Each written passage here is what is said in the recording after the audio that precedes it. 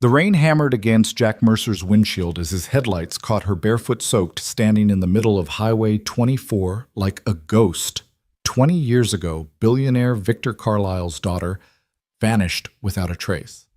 Tonight she stood before a single father who had no idea he was about to uncover the most shocking conspiracy in American history. What happened to Sophia Carlyle in 2002? Stay with me until the end of this incredible story and comment your city below. I'd love to know how far this tale has traveled. The storm hit Silver Ridge, Colorado, with the kind of fury that made even longtime residents nervous. Jack Mercer gripped his steering wheel tighter as another gust of wind threatened to push his pickup truck off the narrow mountain road. He'd driven this route 1,000 times from his construction job in Denver back to the small rental house he shared with his 8-year-old daughter, Ella. But tonight felt different. The October rain fell in sheets so thick his wipers couldn't keep up, and the temperature had dropped 20 degrees in the last hour. Should have left earlier, he muttered to himself, squinting through the windshield. The dashboard clock read 9:47 p.m. Ella would be asleep by now, curled up on Mrs. Henderson's couch next door, probably still clutching that stuffed rabbit she'd had since she was 3. The neighbor had been a godsend since Maria died 2 years now, though some days it felt like yesterday, others like a lifetime. Lightning split the sky, illuminating the road ahead for a brief, blinding second. That's when Jack saw her. A figure stood in the middle of the highway, arms wrapped around herself, head tilted up toward the rain as if welcoming it. Jack slammed on the brakes, his truck fishtailing slightly on the wet asphalt before coming to a stop mere feet from the woman. Jesus Christ! His heart hammered against his ribs as he threw the truck into park hazard lights, clicking on automatically. She didn't move, didn't even flinch at the near miss. Through the rain-streaked windshield, Jack could make out long, dark hair plastered to her head, a thin dress that might have been white or cream. It was hard to tell with how soaked it was, and no shoes, no coat. Nothing but that dress that clung to her frame like a second skin. Jack grabbed his work jacket from the passenger seat and jumped out of the truck. The rain hit him like ice-cold needles, instantly soaking through his flannel shirt. "Ma'am!" he shouted over the storm. "Ma'am, are you okay?" She turned slowly as if hearing him from very far away. Her eyes. God, those eyes. They were the palest blue he'd ever seen, like winter sky, and completely vacant. No fear, no recognition, no awareness that she was standing in the middle of a highway in a storm that could kill her from exposure alone. "You need to get out of the road," Jack said, approaching cautiously. He'd seen enough in his 35 years to know that people standing in roads during storms were either drunk high or running from something worse than the weather. "Come on, let me help you." She blinked, rainwater running down her face like tears. When she spoke, her voice was barely audible over the storm. I don't know where I am." "You're on Highway 24, about 10 miles outside Silver Ridge." Jack held out his jacket. "Here, put this on. You're going to freeze to death out here." She looked at the jacket as if she'd never seen one before, then slowly reached out to take it. Her fingers were like ice when they brushed his hand. "What's your name?" Jack asked gently, guiding her toward his truck. She paused, brow furrowing in concentration. "Clara," she said finally, though she sounded uncertain. I think it's Clara." "Okay, Clara, I'm Jack. Let's get you somewhere warm and dry, all right?" She nodded, but didn't move until Jack placed a gentle hand on her elbow, steering her toward the passenger side. He opened the door and helped her in, noting how she moved carefully, deliberately, like someone relearning how to exist in their own body. Once she was seated, Jack jogged around to the driver's side and climbed in, cranking up the heat immediately. The cab filled with the sound of rain drumming on metal and the blast of warm air from the vents. "Hospital," he said, reaching for his phone. "We need to get you to a hospital." "No!" The word came out sharp, panicked. Claire's hand shot out and grabbed his wrist with surprising strength. "No hospitals. Please." Jack studied her face in the dim light from the dashboard. Up close, he could see she was younger than he'd first thought, maybe late 20s, early 30s. Pretty in a delicate way, with high cheekbones and a mouth that looked like it had forgotten how to smile.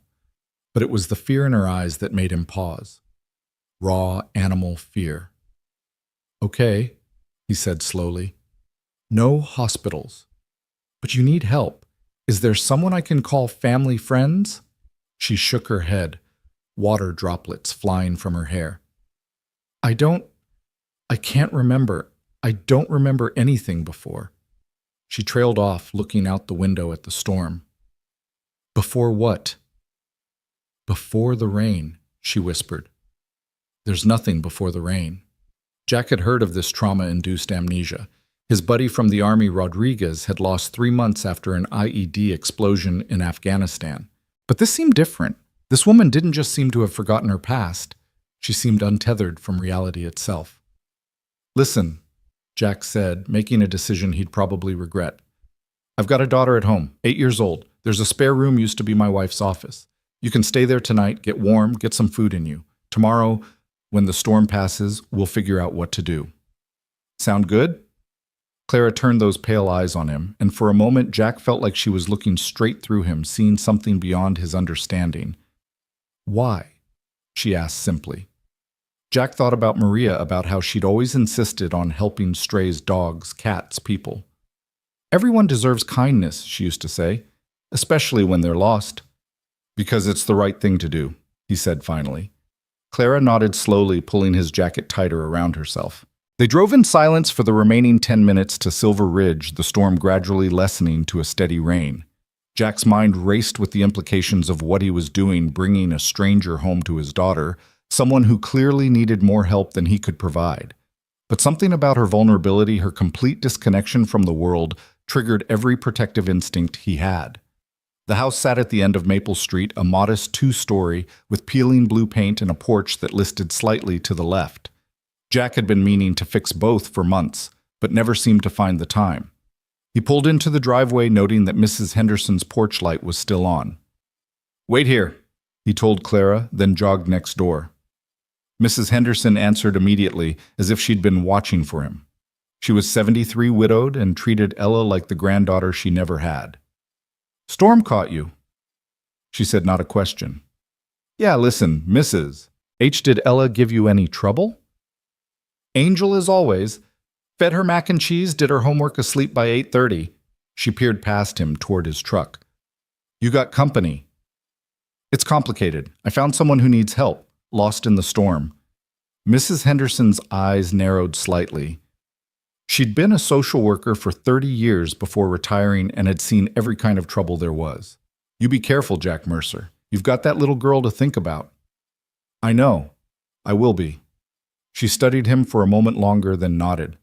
"Ella's on my couch. You want to carry her over, or should I wake her?" "I'll carry her." 5 minutes later, Jack had Ella in her bed, still clutching her stuffed rabbit, completely oblivious to the drama of the evening. He stood in her doorway for a moment, watching her sleep, then quietly closed the door and returned to the truck. Clara hadn't moved. She sat exactly as he'd left her, staring straight ahead at nothing. "Come on," he said gently. "Let's get you inside." The house smelled like coffee, and the lavender candles Maria used to love, Jack still bought them, couldn't seem to stop. He flicked on lights as they moved through the entrance, revealing a lived-in space that was clean, but cluttered with the detritus of single parenthood. Ella's drawings on the refrigerator, a basket of unfolded laundry on the couch, toys scattered across the living room floor. "Bathroom's down the hall," Jack said, grabbing a towel from the linen closet. "There should be some of my wife's clothes in the spare room closet. She was about your size. Take a hot shower change into something dry. I'll make some tea." Clara took the towel but didn't move. "Your wife." "She died, cancer, 2 years ago." "I'm sorry." "Yeah, me too." Jack cleared his throat. "Go on, get warm. We'll talk after." While Clara showered, Jack busied himself in the kitchen. He put the kettle on, found some chamomile tea Maria had loved, and tried not to think too hard about what he was doing. The rational part of his brain screamed that this was dangerous, stupid even. But the part of him that had learned to trust his instincts in Afghanistan, the part that had kept him alive through 2 tours, that part said this woman needed help, and he was in a position to provide it. He heard the shower shut off, and 10 minutes later, Clara emerged. She'd found one of Maria's old sweaters, a soft gray cardigan, and a pair of jeans. Her hair was wrapped in a towel, and some color had returned to her cheeks. She looked more human now, less like the ghost he'd nearly hit on the highway. Better? He asked, handing her a mug of tea. Yes, thank you. She wrapped her hands around the mug, seeming to draw comfort from its warmth. I should explain. You don't have to explain anything tonight. You're exhausted. Whatever happened, wherever you came from, it can wait until morning. Clara studied him over the rim of her mug. You're very trusting. Or very stupid, Jack admitted with a slight smile. Jury's still out. That earned him the tiniest upturn of her lips, not quite a smile, but close. I won't hurt you, she said suddenly seriously. Or your daughter. I need you to know that. I may not remember much, but I know I'm not dangerous. Not to you. The way she said it, not to you, made Jack wonder who she might be dangerous to. But he filed that thought away for later. The spare room's upstairs, second door on the right, he said. Lock's broken, but there's a chair you can wedge under the handle if it makes you feel safer. Extra blankets in the closet. Clara set down her mug and stood. Jack, yeah. What if no one's looking for me? What if I'm nobody? Jack thought about all the times he'd felt like nobody after Maria died, how Ella's existence had been the only thing anchoring him to the world. Everyone's somebody to someone, he said, even if they don't remember it. Clara nodded and headed upstairs. Jack listened to her footsteps on the old wooden floors, the quiet click of the guest room door closing. Then he sank into his recliner, exhaustion hitting him all at once. He should call someone, the police, social services, somebody. But something told him to wait to let this play out a bit longer. He must have dozed off because he woke to the sound of crying. Not Ella, he knew every variation of his daughter's cries by heart. This was adult crying, muffled but desperate. He stood joints protesting and climbed the stairs quietly. The sound was coming from the spare room. Jack raised his hand to knock, then hesitated. Sometimes grief needed space, needed to be felt without witnesses. He'd learned that the hard way after Maria. So he stood there, hand raised, listening to a stranger cry in his dead wife's office, and wondered what memories were trying to break through whatever wall her mind had built. Eventually, the crying stopped. Jack returned to his chair and tried to sleep, but his mind wouldn't quiet. Who was Clara? Where had she come from? And why did he feel with a certainty he couldn't explain that finding her on that rain-soaked highway was going to change everything? Morning came too soon, announced by Ella, bouncing on his chair. Dad? Dad? Wake up! You slept in your clothes! Jack groaned, every muscle protesting. Hey, baby girl, what time is it? 7:30? I'm going to be late for school. No school today, remember Saturday. Oh. Ella deflated slightly, then perked up again. Can we make pancakes? Sure, but... Jack heard footsteps on the stairs. Ella, we have a guest. His daughter's eyes went wide. A guest who... Before Jack could answer, Clara appeared in the doorway. She'd found another of Maria's sweaters, this one deep blue, and her hair fell in damp waves around her shoulders. In the morning light, Jack could see things he'd missed the night before. A thin scar along her jawline hands that looked like they'd once played piano, and something about her posture that suggested formal training like a dancer or someone raised with strict etiquette. Ella, never one for shyness, marched right up to Clara. Hi, I'm Ella. Are you Dad's friend?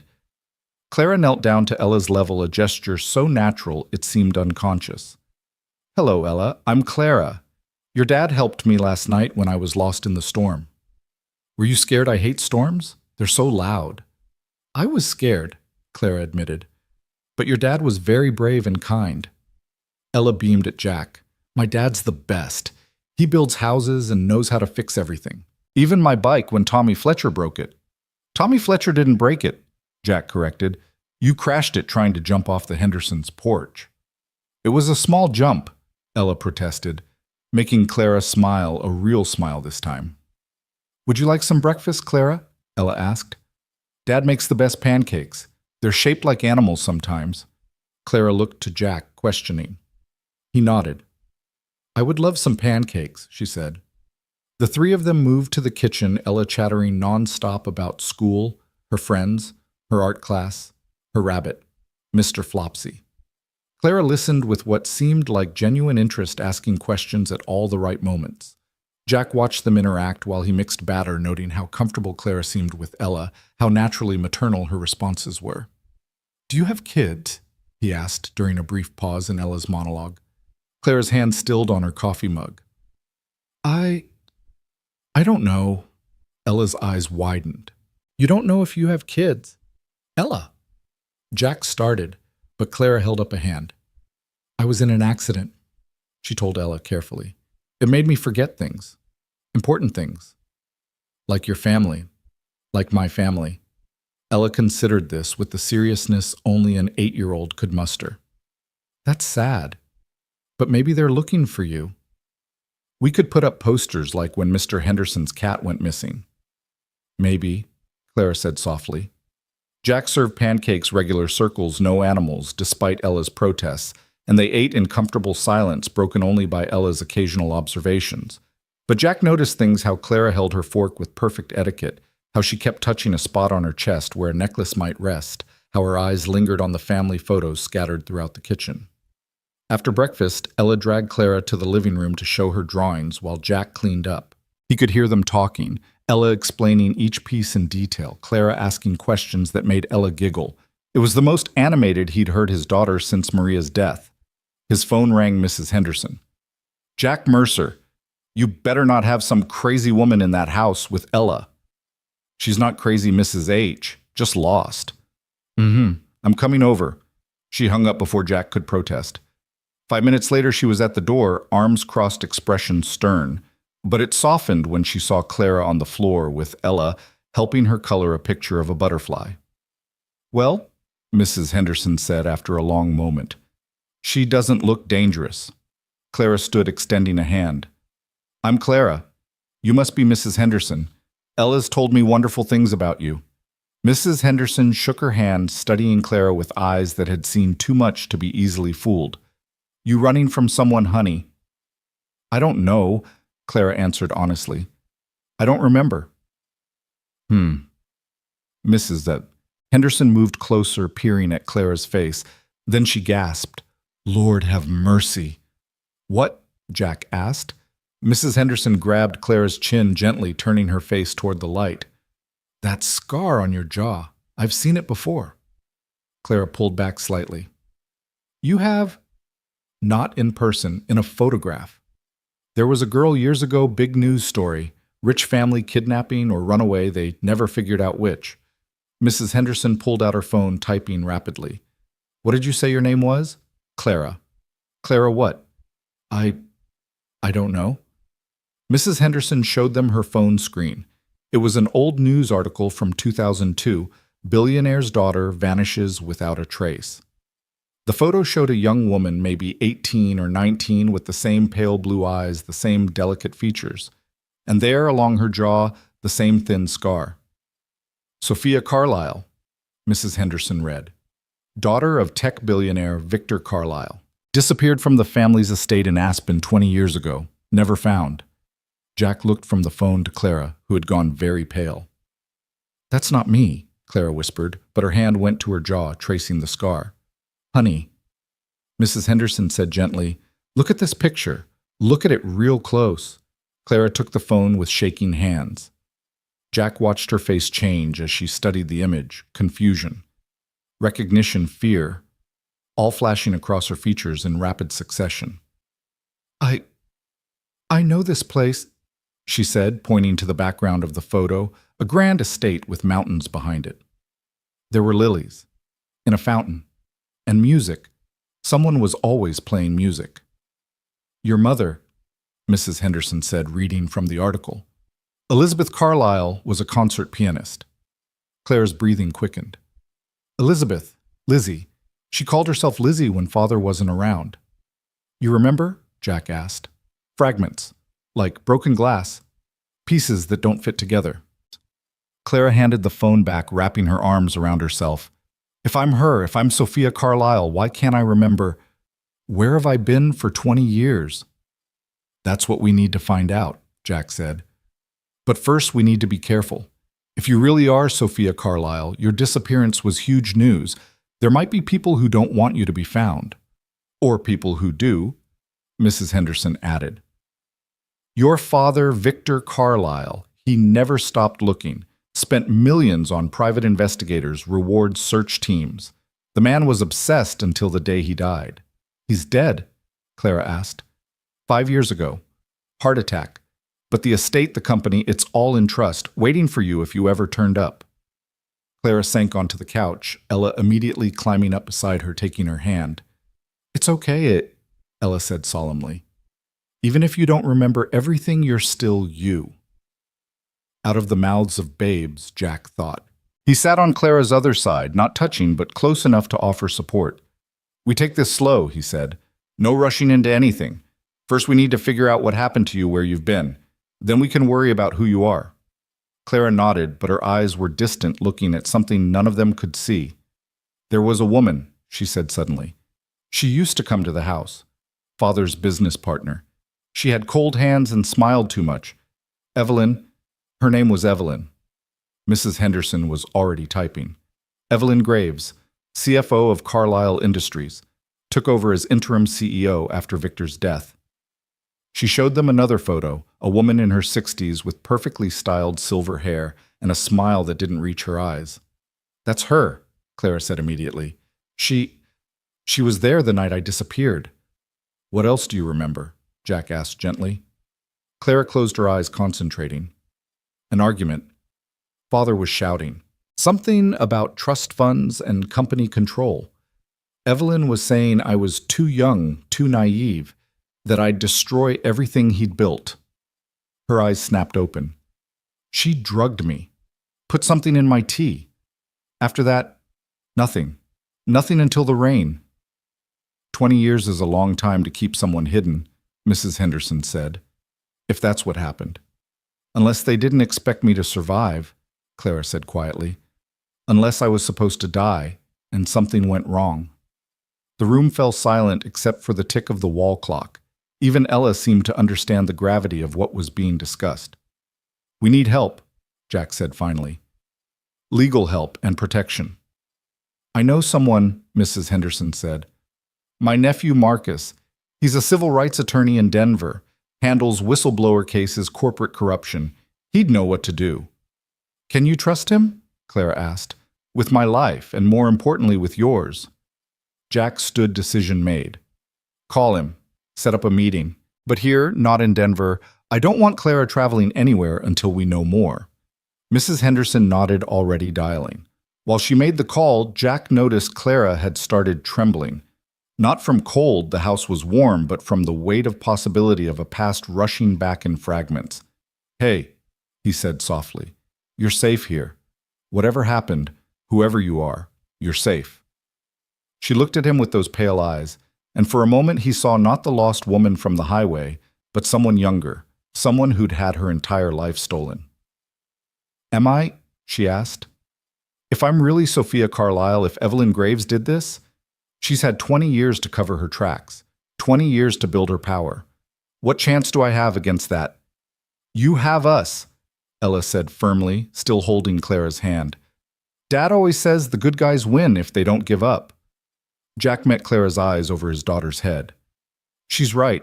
You're not alone in this. Mrs. Henderson ended her call. Marcus can be here by this afternoon. He's bringing a colleague who specializes in missing persons cases. And Jack, he says to keep Clara inside away from windows. Don't answer the door for anyone you don't know. You think we're in danger? Clara asked. I think if you're who we think you are, you're worth about $6 billion, Mrs. Henderson said bluntly. That kind of money makes people do terrible things. As if to underscore her point, a black sedan drove slowly past the house. It might have been nothing Silver Ridge got its share of tourists, but the windows were tinted too dark, and it paused just a moment too long in front of Jack's driveway. Everyone away from the windows, Jack said quietly, his army instincts kicking in. Ella, honey, why don't you show Clara your room? But Dad! Now, baby girl. Ella must have heard something in his voice because she didn't argue, just took Clara's hand and led her upstairs. Mrs. Henderson was already on her phone again, probably calling Marcus back. Jack watched from behind the curtain as the sedan reached the end of the street, turned around, and made another slow pass. This time he caught a glimpse of the passenger, a man in a suit holding what looked like a camera with a telephoto lens. His phone rang. Unknown number. Against his better judgment, he answered, "Hello, Mr. Mercer." The voice was female-cultured with just a hint of steel underneath. "My name is Evelyn Graves. I believe you may have found something that belongs to me." Jack's blood chilled. "I don't know what you're talking about." "Of course not. But perhaps we could discuss it in person. I'm prepared to offer a substantial reward for the return of my property." "Not interested." There was a pause. "Mr. Mercer, you have a daughter, 8 years old, attends Silver Ridge Elementary. Lovely child from what I understand. If you threaten my daughter..." "Oh no, Mr. Mercer, I don't make threats. I simply observe facts. The fact is, you're a single father with a mortgage living paycheck to paycheck. The fact is, your daughter deserves better than you can provide. I could help with that. College fund trust account enough money to ensure she never wants for anything." "In exchange for what?" "The confused woman you picked up last night needs specialized care. Medical attention. I have facilities equipped to handle her particular condition. You hand her over, you and your daughter are set for life. Everyone wins. And if I refuse," another pause longer this time, "then I'll have to pursue other avenues to retrieve what's mine. Legal avenues, of course. Did you know that harboring a mentally incompetent person can be considered kidnapping? That child services tends to look unfavorably on single fathers who bring unstable strangers into homes with young children." Jack's grip on the phone tightened. "You stay away from my family." "That's entirely up to you, Mr. Mercer. You have 24 hours to consider my offer. I'll call again tomorrow." The line went dead. Mrs. Henderson appeared at his shoulder. "Was that who I think it was?" "Yeah, she knows Clara's here, knows about Ella. Marcus is bringing backup. His firm has connections with the FBI's white-collar crime division. If this woman has been holding someone captive for 20 years, we don't know that for sure." "No, but we know she's scared enough to threaten you within hours of Clara appearing. That tells me everything I need to know." Jack looked up the stairs where he could hear Ella showing Clara her collection of stuffed animals, their voices mixing in a way that sounded almost like family. "I should never have brought her here," he said. "Bull," Mrs. Henderson said firmly.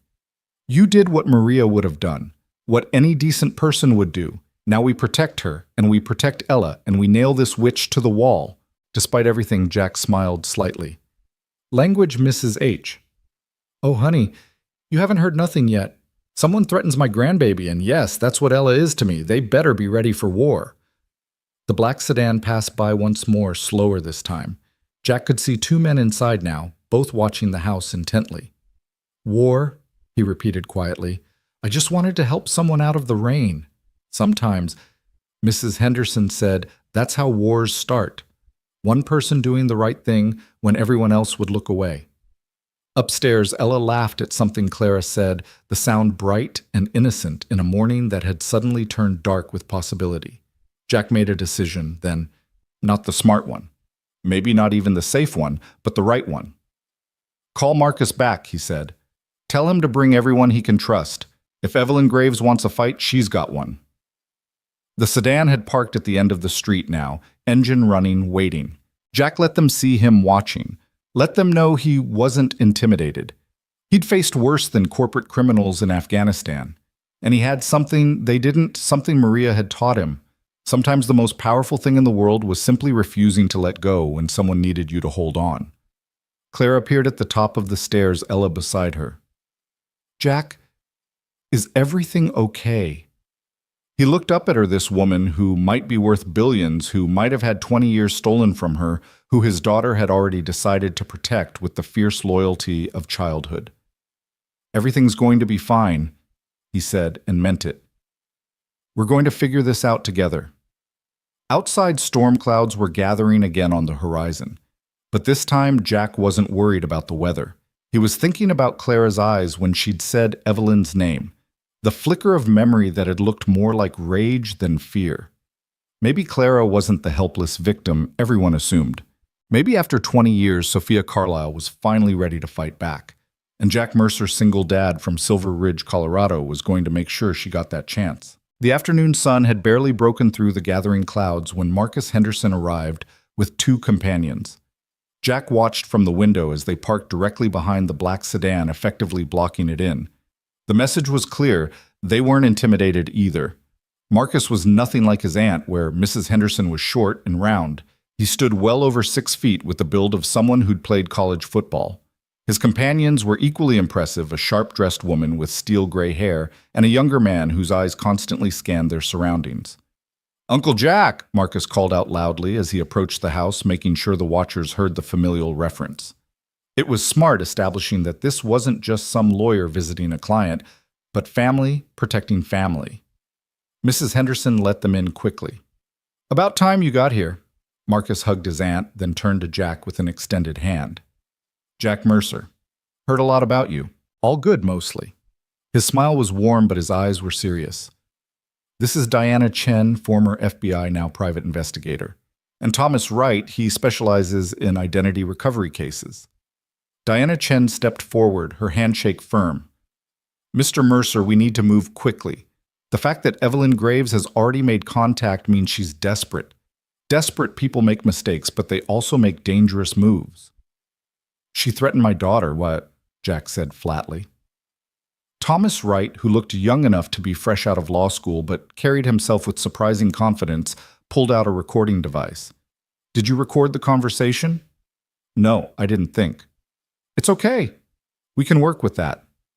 "Where's Clara?" "Upstairs with Ella. They're coloring." Marcus raised an eyebrow. "The potential missing Carlisle heiress is upstairs coloring with an 8-year-old. It seems to calm her," Jack said defensively. "The memories, when they come, they're painful." Diana was already pulling out files from her briefcase. "We need to talk to her, but first let me show you what we found on the way here." She spread photographs across Jack's dining room table. Victor Carlisle was brilliant but paranoid. He installed security systems throughout his estate that uploaded to private servers that Evelyn Graves didn't know about. The photographs were grainy but clear enough. They showed a younger Evelyn Graves in what appeared to be a study, standing over someone slumped in a chair. The next photo showed 2 men carrying what looked like a body wrapped in a blanket. "This was taken the night Sophia Carlisle disappeared," Diana continued. "The official story was that she ran away, possibly kidnapped by someone she met online. But these images suggest something very different." Jack studied the photos, his military training helping him analyze the scene. "Those men, they're not handling her like a kidnap victim. They're careful, professional, like they've done this before." "Exactly," Thomas said. "We tracked down one of them, Raymond Morse. He's been working for Evelyn Graves for 25 years. And here's where it gets interesting. He owns a private medical facility in Wyoming, a place that specializes in long-term care for patients with severe dissociative disorders." "You think she's been held there for 20 years? "We know that facility has received regular payments from a shell company linked to Evelyn Graves," Marcus said. "Monthly payments of exactly the amount it would cost to keep someone sedated and controlled." Clara's voice came from the stairs. "I remember the needles." Everyone turned. She stood there with Ella beside her, both of them holding drawings. But Clara's eyes were focused on something far away. "They said it was medicine," she continued, descending slowly, "to help with my episodes. But the episodes only started after the medicine began." Diana Chen approached her carefully, the way someone might approach a wounded animal. "Clara, or should I call you Sophia?" "Clara," she said firmly. "Sophia feels like someone else. Someone I'm not ready to be yet." "Fair enough. Clara, I need to ask you some difficult questions. Are you up for that?" Clara nodded, moving to sit on the couch. Ella immediately cuddled up beside her, and Jack noticed how Clara's hand automatically went to stroke the child's hair, a protective maternal gesture. "Tell me about the facility," Diana said, sitting across from her. Clara's breathing deepened. "White walls, always white. They said I'd had a breakdown, that Father had sent me there to get better, but I wasn't allowed to call anyone, write letters. They said it would interfere with my treatment. How did you get out?" "There was a fire. Last week, I think time is fuzzy. The emergency systems failed, doors unlocked. I ran. I just ran until I couldn't anymore. Thomas was typing rapidly on his laptop. Fire at Morse Medical Center, Wyoming, 6 days ago. Electrical malfunction, supposedly. 2 staff members injured, 1 patient unaccounted for. That's over 300 miles from here, Jack said. You walked 300 miles. I hitchhiked some, Clara said quietly. A trucker gave me a ride part of the way, but when he started asking questions, I got scared, got out at a rest stop and kept walking. Diana pulled out another photograph. Do you recognize this woman? It was a picture of a young woman, beautiful, with long dark hair and Clara's same pale eyes, but this woman was laughing, vibrant, full of life. That's me, Clara whispered, taking the photo with trembling hands. But I look so different, so young. You were 19 when you disappeared, Marcus said gently. This was taken at your birthday party 2 weeks before. Clara stared at the photo and tears began sliding down her cheeks. I had a horse. Midnight. I loved that horse. What happened to him? Your father kept him, Diana said. Refused to sell him even when the stable hand said he was getting too old to ride. Said you'd want to see him when you came home. But father's dead. Yes, but Midnight isn't. He's 31 now, retired to a ranch in Montana. The estate still pays for his care. Clara's composure finally broke. She sobbed, clutching the photograph, and Ella wrapped her small arms around her as best she could. Jack moved to her other side, not touching, but present. They stole everything, Clara said through her tears. 20 years. My father died thinking I'd abandoned him. No, Diana said firmly. Victor Carlyle never believed you ran away. He spent every day of the last 15 years of his life looking for you. He hired hundreds of investigators, followed thousands of leads. The only reason Evelyn Graves was able to maintain control was because Victor refused to have you declared legally dead. Marcus pulled out a thick folder. This is your father's will. It's very specific. If you were found within 25 years of your disappearance, you inherit everything. The company, the estate, the trust funds, everything. How much? Clara asked, though she looked like she barely cared. Current estimated value. About $6 billion. The room went silent. Even Ella seemed to understand the magnitude of that number. But here's the catch, Thomas added. If you weren't found by the 25th anniversary, which is in 6 days, everything goes to the current board of directors with Evelyn Graves as the primary beneficiary.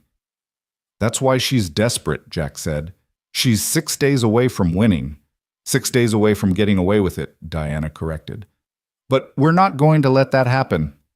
The black sedan's engine suddenly roared to life outside. Marcus smiled grimly.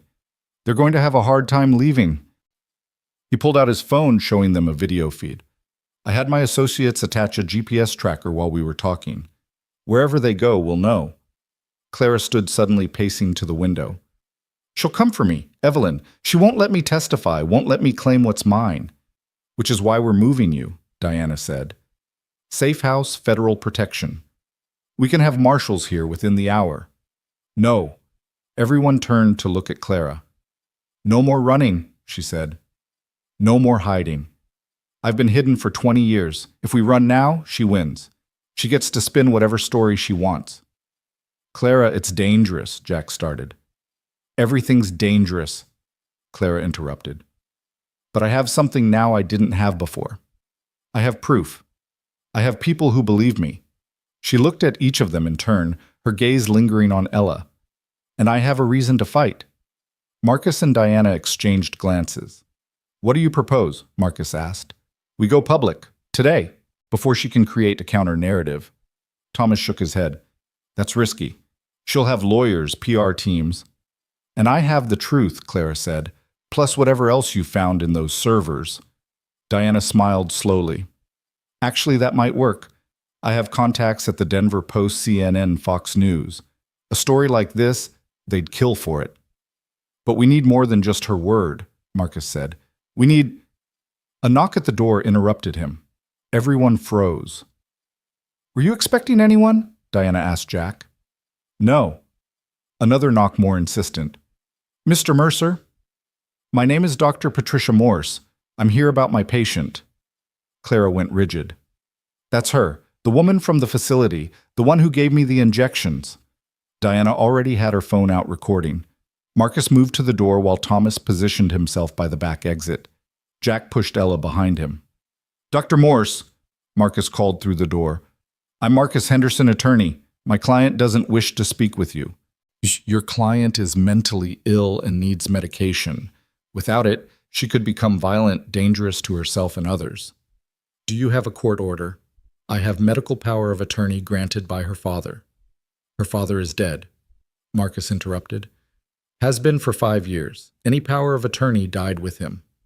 There was silence. Then Dr. Morse's voice came back harder. "She's been under my care for 2 decades.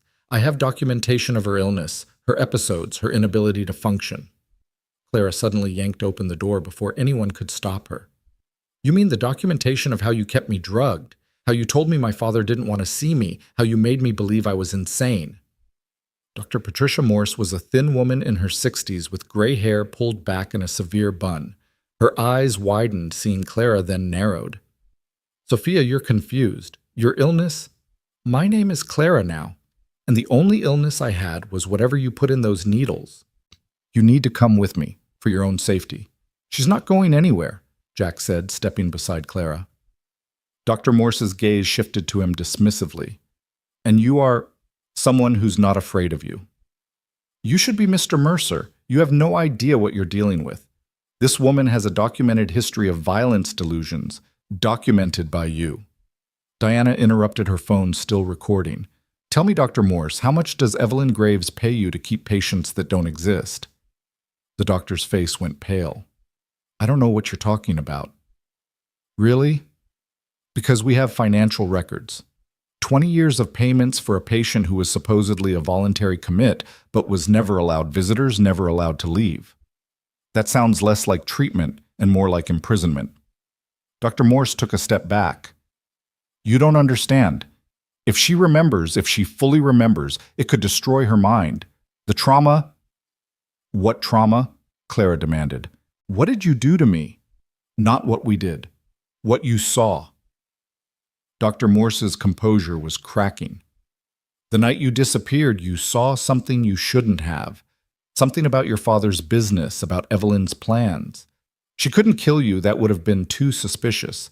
So she had you, contained, controlled. It was supposed to be temporary just until certain deals went through. But then your father kept looking, kept pushing, and temporary became permanent. You're admitting to kidnapping and false imprisonment," Marcus said calmly. "On recording." Dr. Morse's eyes widened as she realized what she'd said. She turned to run, but Thomas was already there, blocking her path. "I think you should stay," he said pleasantly. "The FBI will want to talk to you." The doctor looked around wildly. Then her shoulders slumped. "You don't understand what Evelyn is capable of, what she'll do to protect what she's built. She has judges, politicians, police." Had Diana corrected, past tense, because in about an hour this story is going to be on every news channel in the country. Hard to buy your way out of that kind of spotlight. Dr. Morse sank onto the porch step, looking suddenly old and defeated. "She'll kill me. When she finds out I talked, she'll kill me." "Only if she's free to do it," Marcus said. "Help us, and we'll make sure she never gets the chance." Clara knelt in front of the doctor. 20 years. You stole 20 years of my life. The least you can do is help me get justice." Dr. Morse looked at her for a long moment. "You really don't remember, do you?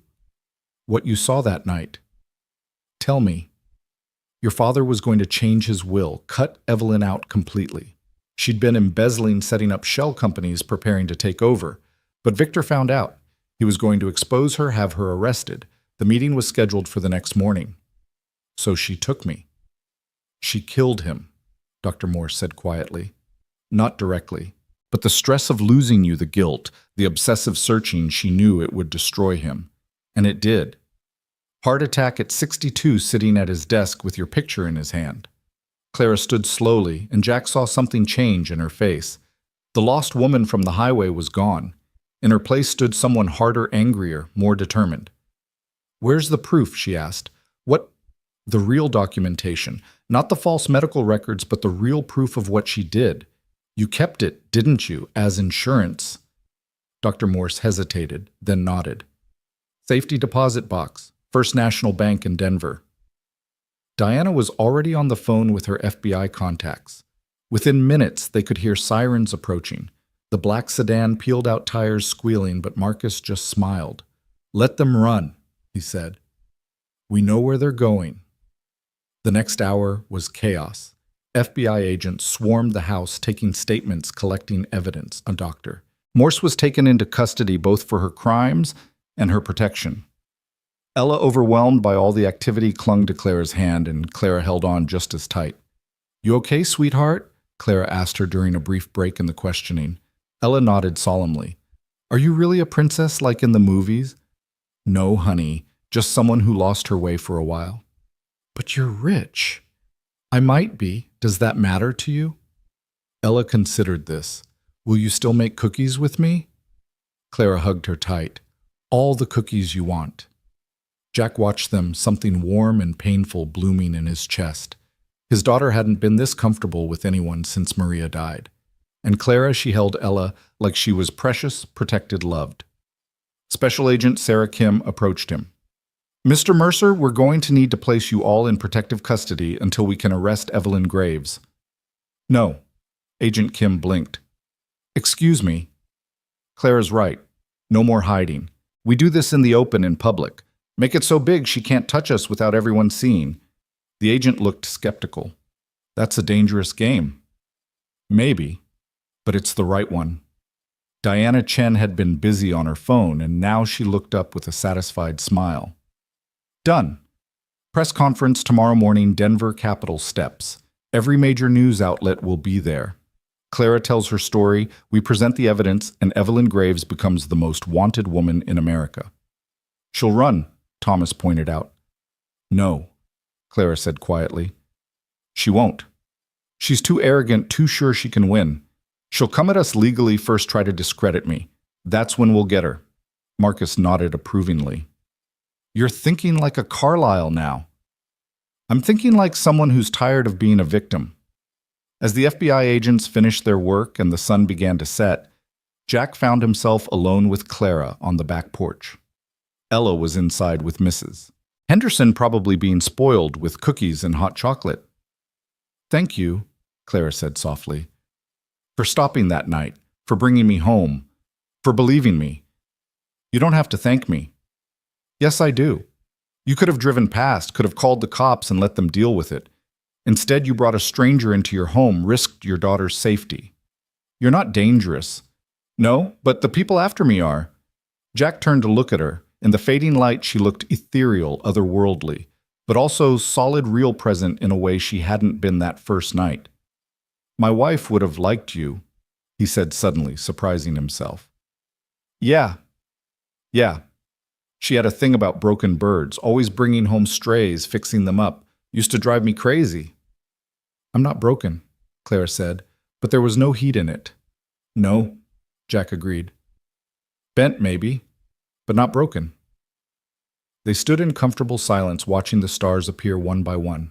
Tomorrow would bring cameras and questions, lawyers and lies.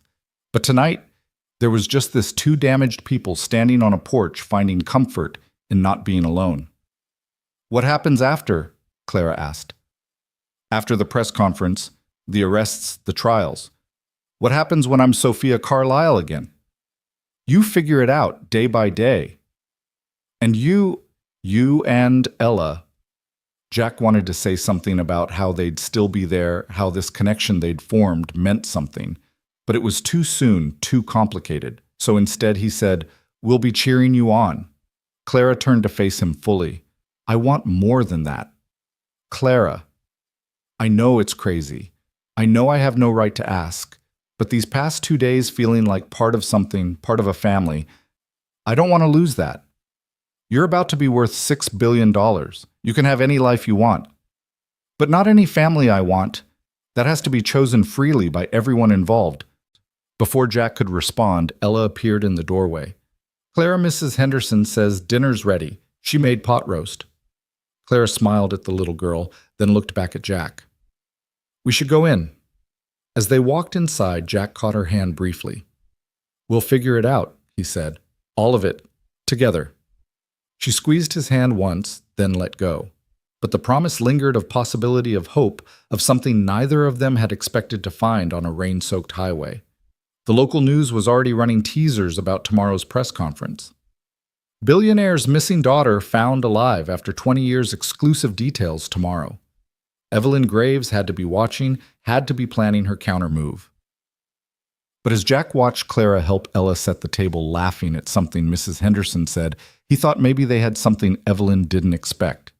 They had each other. They had truth. And sometimes that was enough to win even the most impossible fights. The night deepened around the little house on Maple Street, but inside there was warmth and light, and the tentative beginning of something that might, if they were very lucky and very brave, become a family. Tomorrow Clara would reclaim her name, her fortune, her life. But tonight she was just Clara, sitting at a dinner table with people who cared about her, not for her money or her name, but for the woman she was becoming, one memory, one moment, one choice at a time. And when Ella asked if Clara would read her a bedtime story, and Clara said yes with tears in her eyes, Jack knew that whatever happened next, they'd already won the only battle that really mattered. They'd found each other. The morning of the press conference arrived with unseasonable warmth, the October sun burning off the mountain mist by 7 o'clock. Clara stood in front of the bathroom mirror in Jack's house, staring at her reflection as if seeing herself for the first time. Diana Chen had brought her a navy blue dress, professional but not ostentatious, and helped her with makeup that made her look polished, but not artificial. "You ready for this?" Diana asked, applying the final touches of lipstick. "No," Clara said honestly, "but I don't think I ever will be." Downstairs, Jack was trying to convince Ella that she couldn't come to Denver with them. The little girl stood with her arms crossed, lower lip jutting out in determination. "But Clara needs me," Ella insisted. "What if she gets scared?" "The FBI agents will be there, sweetheart, and Marcus and Diana, but they're not us, Dad. We're her family now." The word hung in the air as Clara descended the stairs. Family. Such a simple word for such a complicated thing. "She's right," Clara said quietly. "I'd feel better if you were both there." Jack looked torn. "It could be dangerous. If Evelyn tries something." "She won't. Not with all those cameras. She's too smart for violence in public. That's not her style." Clara knelt beside Ella. "But you have to promise to stay close to your dad. Okay? No wandering off." "Promise," Ella said solemnly, then threw her arms around Clara's neck. "You look pretty, like a princess going to save her kingdom." Marcus arrived with a convoy of FBI vehicles. The plan was simple: drive to Denver, hold the press conference, present the evidence, and let public pressure do what 20 years of searching hadn't bring Evelyn Graves to justice. But as they loaded into the vehicles, Clara's phone, a burner Marcus had given her, rang. Unknown number. "Don't answer," Diana started, but Clara had already accepted the call and put it on speaker.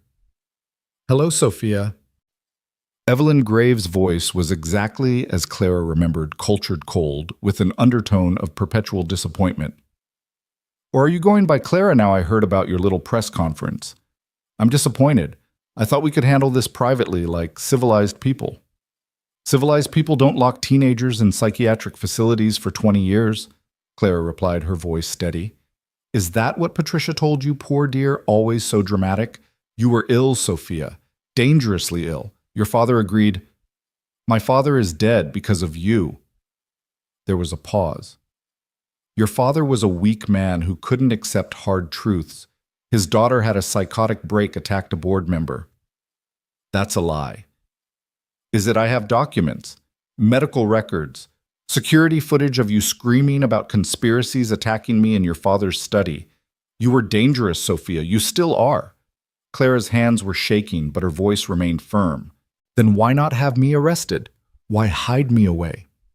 "Because your father begged me to protect you, to keep you safe from yourself. And I did at great personal cost. Do you know how much I've spent on your care? How many opportunities I sacrificed to honor my promise to Victor?"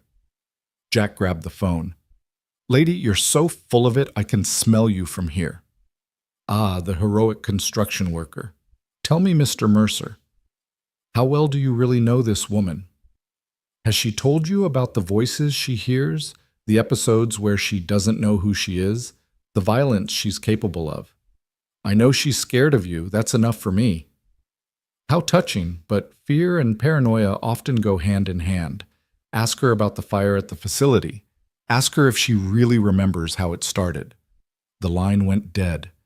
Clara stared at the phone, her face pale. The fire, I don't remember starting it. Because you didn't, Diana said firmly. We have the fire marshal's report. Electrical malfunction in the basement, nothing to do with the patient ward. But the seed of doubt had been planted, and they all knew it. That was Evelyn's gift, not outright lies, but half-truths twisted into weapons.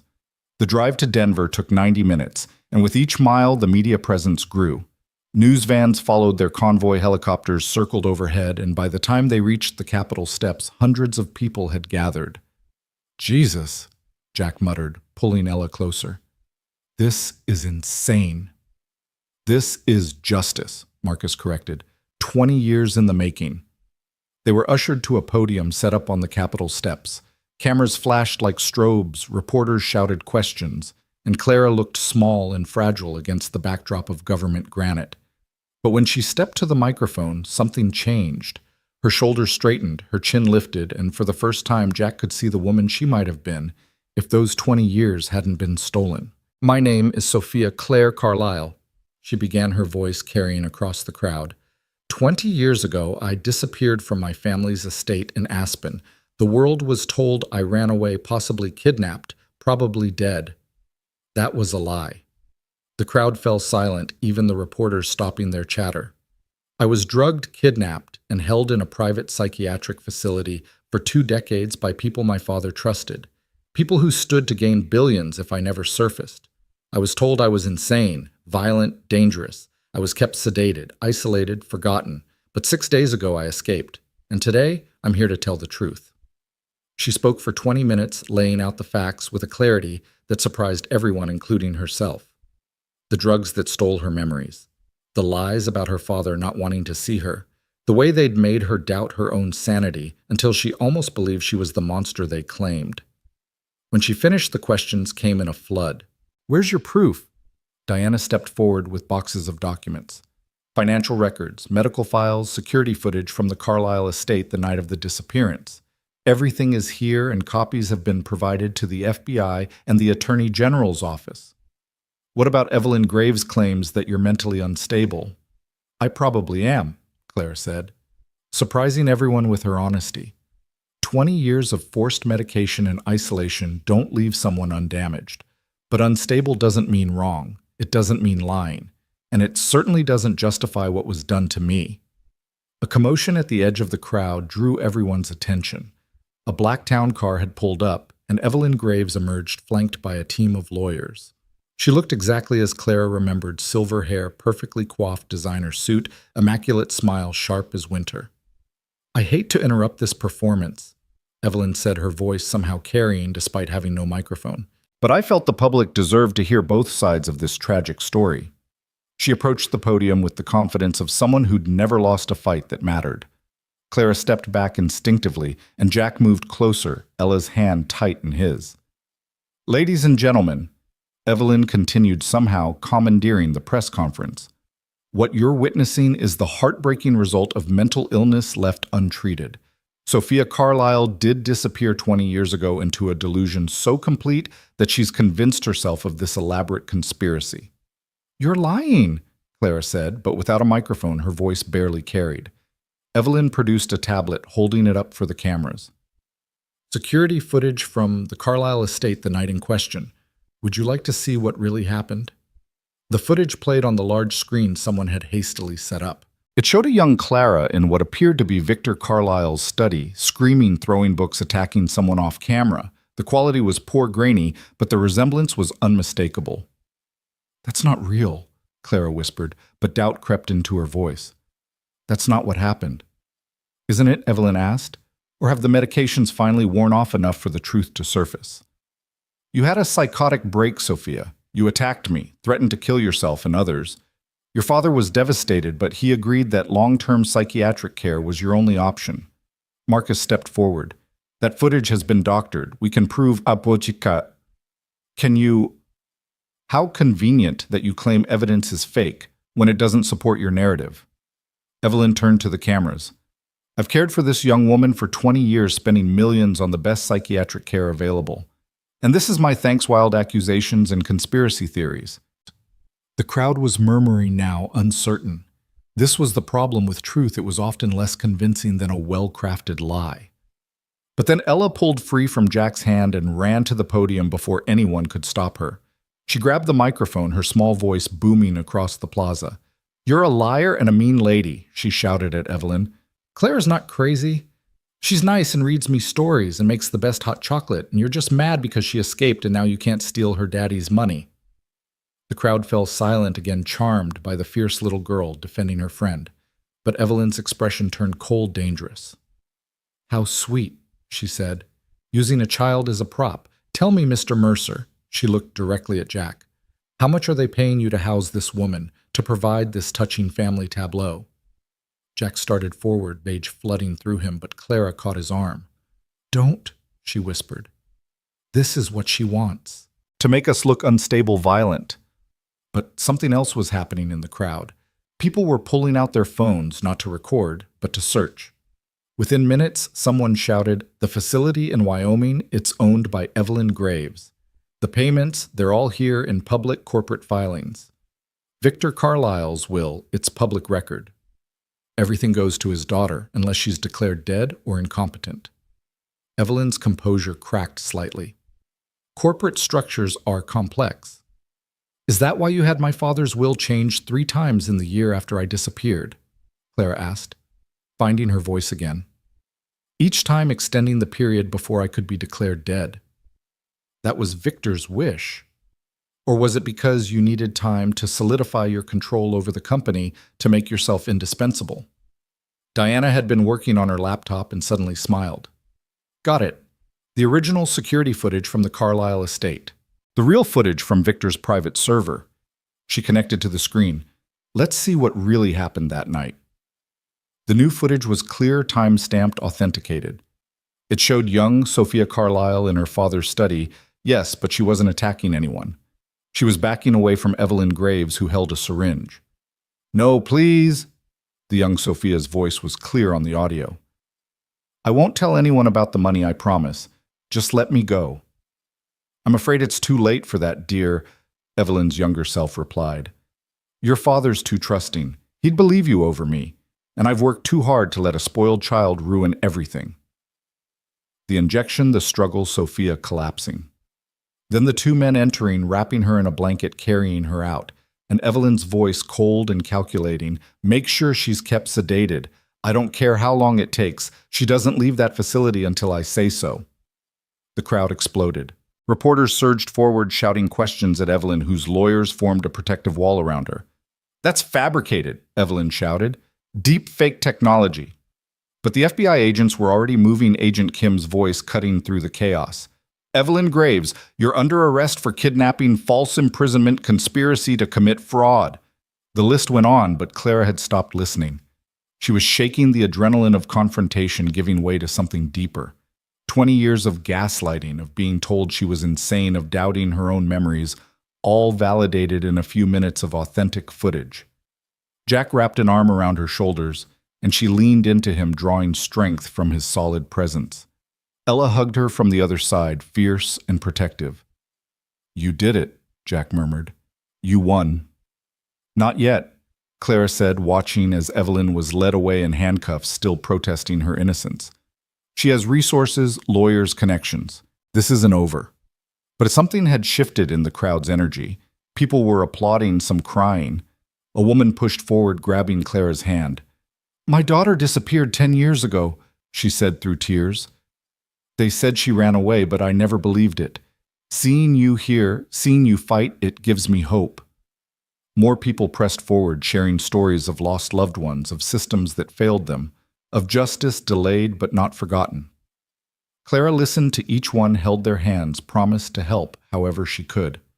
Marcus appeared at her elbow. "We need to get you somewhere safe. Evelyn's not the only one with an interest in the Carlisle fortune. There will be others." Let them come, Clara said with a firmness that surprised everyone, including herself. I'm done hiding. The ride back to Silver Ridge was quieter than the morning journey. Ella had fallen asleep against Clara's shoulder, emotionally exhausted from the day's drama. Jack drove while Marcus and Diana fielded calls from reporters, lawyers, and law enforcement. The board of directors is calling an emergency meeting, Marcus reported. They want to know your intentions regarding the company.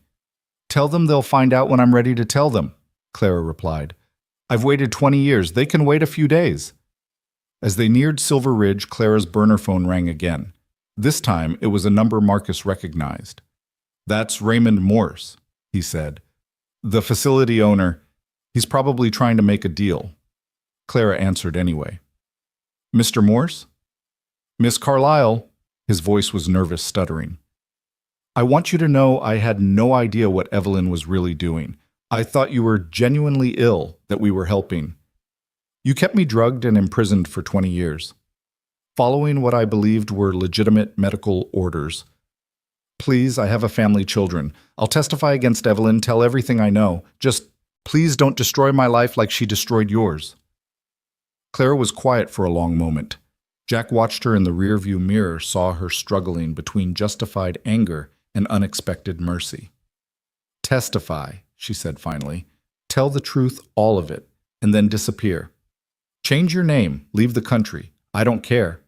But if I ever see you again, if you ever come near me or anyone I care about, I'll make sure you spend the rest of your life in prison.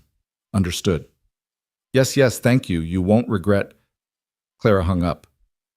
That was generous, Diana observed. That was strategic, Clara corrected. His testimony will ensure Evelyn never sees freedom again, and honestly, I don't have enough anger for everyone involved. Just her. She's the one who stole everything. They pulled into Jack's driveway as the sun was setting, painting the mountains in shades of gold and crimson. Mrs. Henderson was on the porch, waiting with a pot of coffee and enough food to feed an army. Saw you on the news, she said, enveloping Clara in a hug. You did good, honey, real good. As they settled into the living room, the weight of the day began to sink in. Clara had her identity back. Her truth validated her enemy arrested. But what came next? You'll need to go to Aspen, Marcus said gently. The estate is yours now. The company headquarters is there. The board will want to meet. Tomorrow, Clara said. Tonight, I just want to be here. After dinner, after Ella had been put to bed with 3 stories instead of the usual one, Clara found herself on the back porch with Jack again. It was becoming their spot, their place for conversations too important for anywhere else. You were incredible today, Jack said.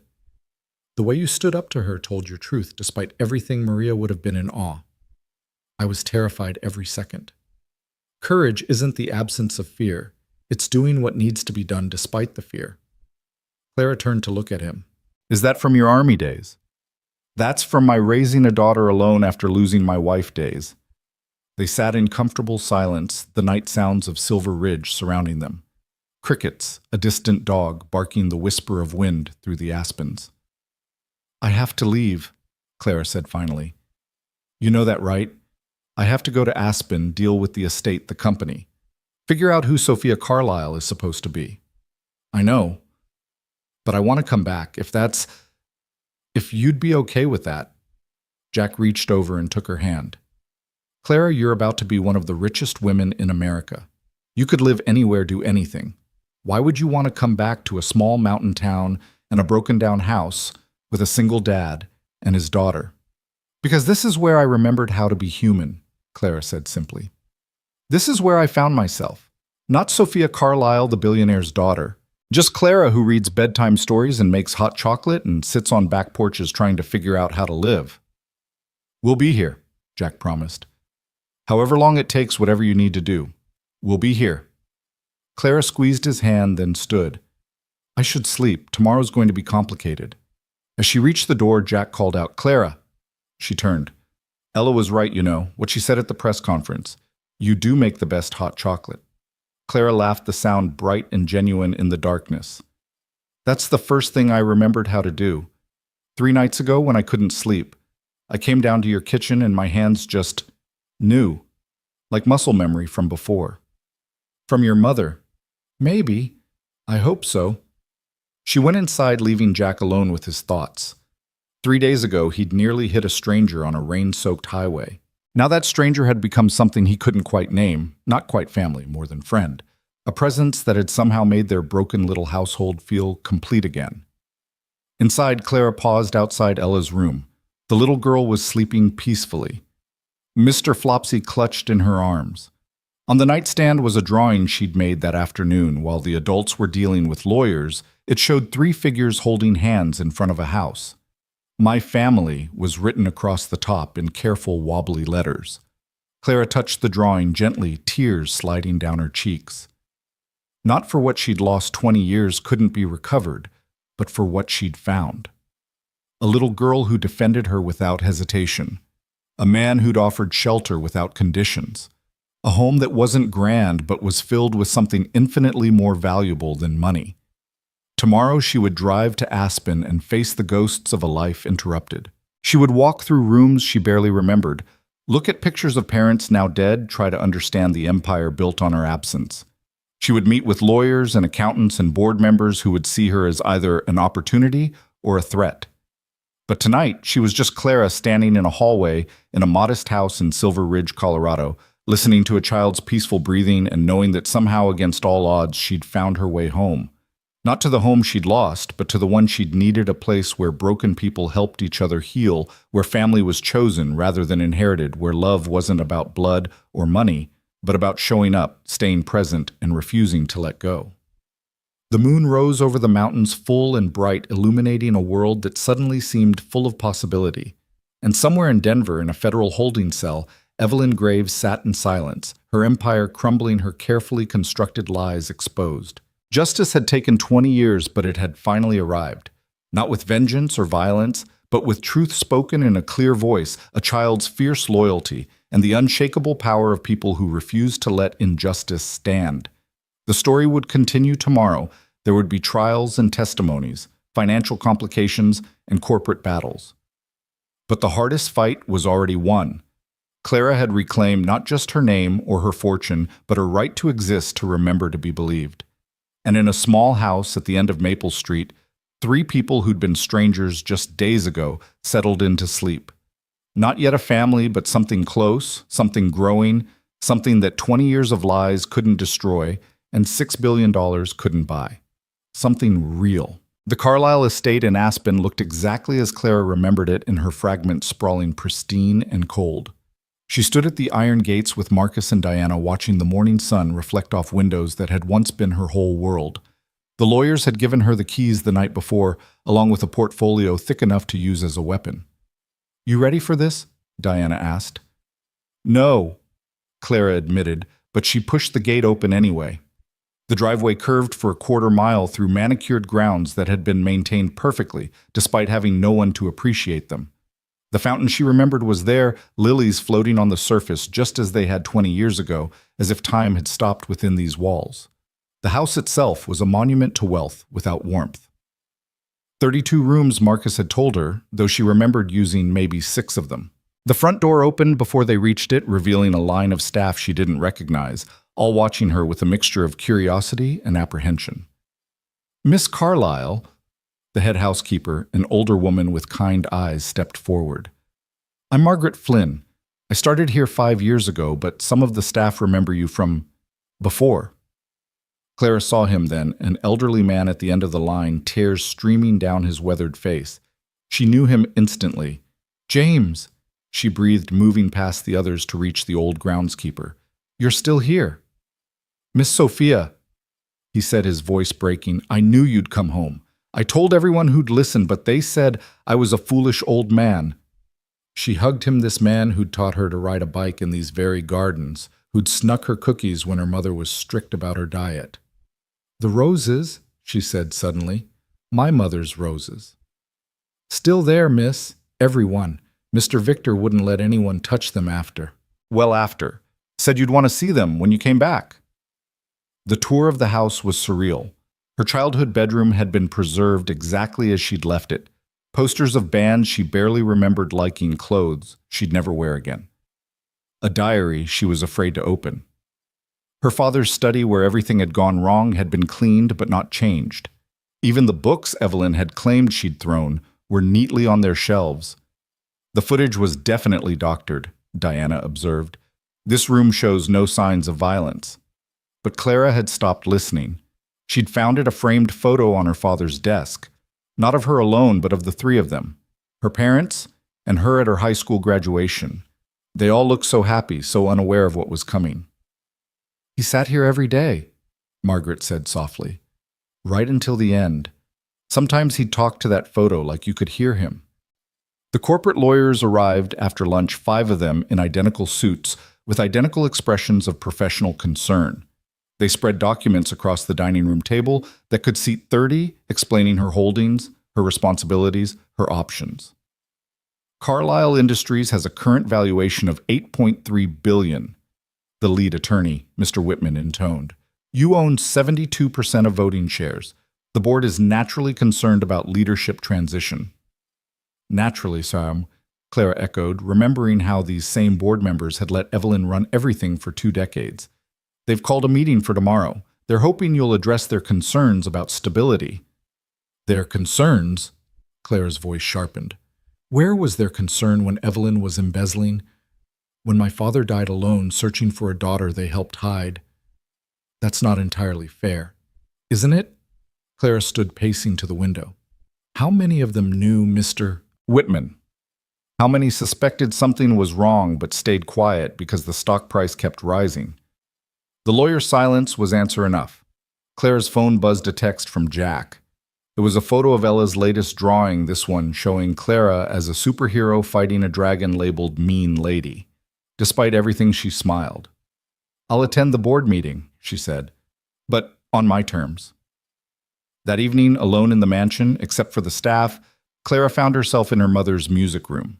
The piano, a Steinway concert grand, sat under a dust cover. She pulled it off, ran her fingers over the keys. They were perfectly in tune. Someone had been maintaining it. She sat on the bench, and her hands found position automatically. The music came without thought, Chopin's Nocturne in E-flat major, her mother's favorite piece. As she played, memories flooded back in full color, not fragments anymore, but complete scenes. Her mother teaching her this very piece, patient with her mistakes. Her father listening from the doorway, pretending to read his newspaper, but really watching them with such love it made her chest ache to remember. "You play beautifully." Clara's hand stilled. A woman stood in the doorway, elderly, elegant, familiar, in a way that made Clara's heart race. "Aunt Vivian."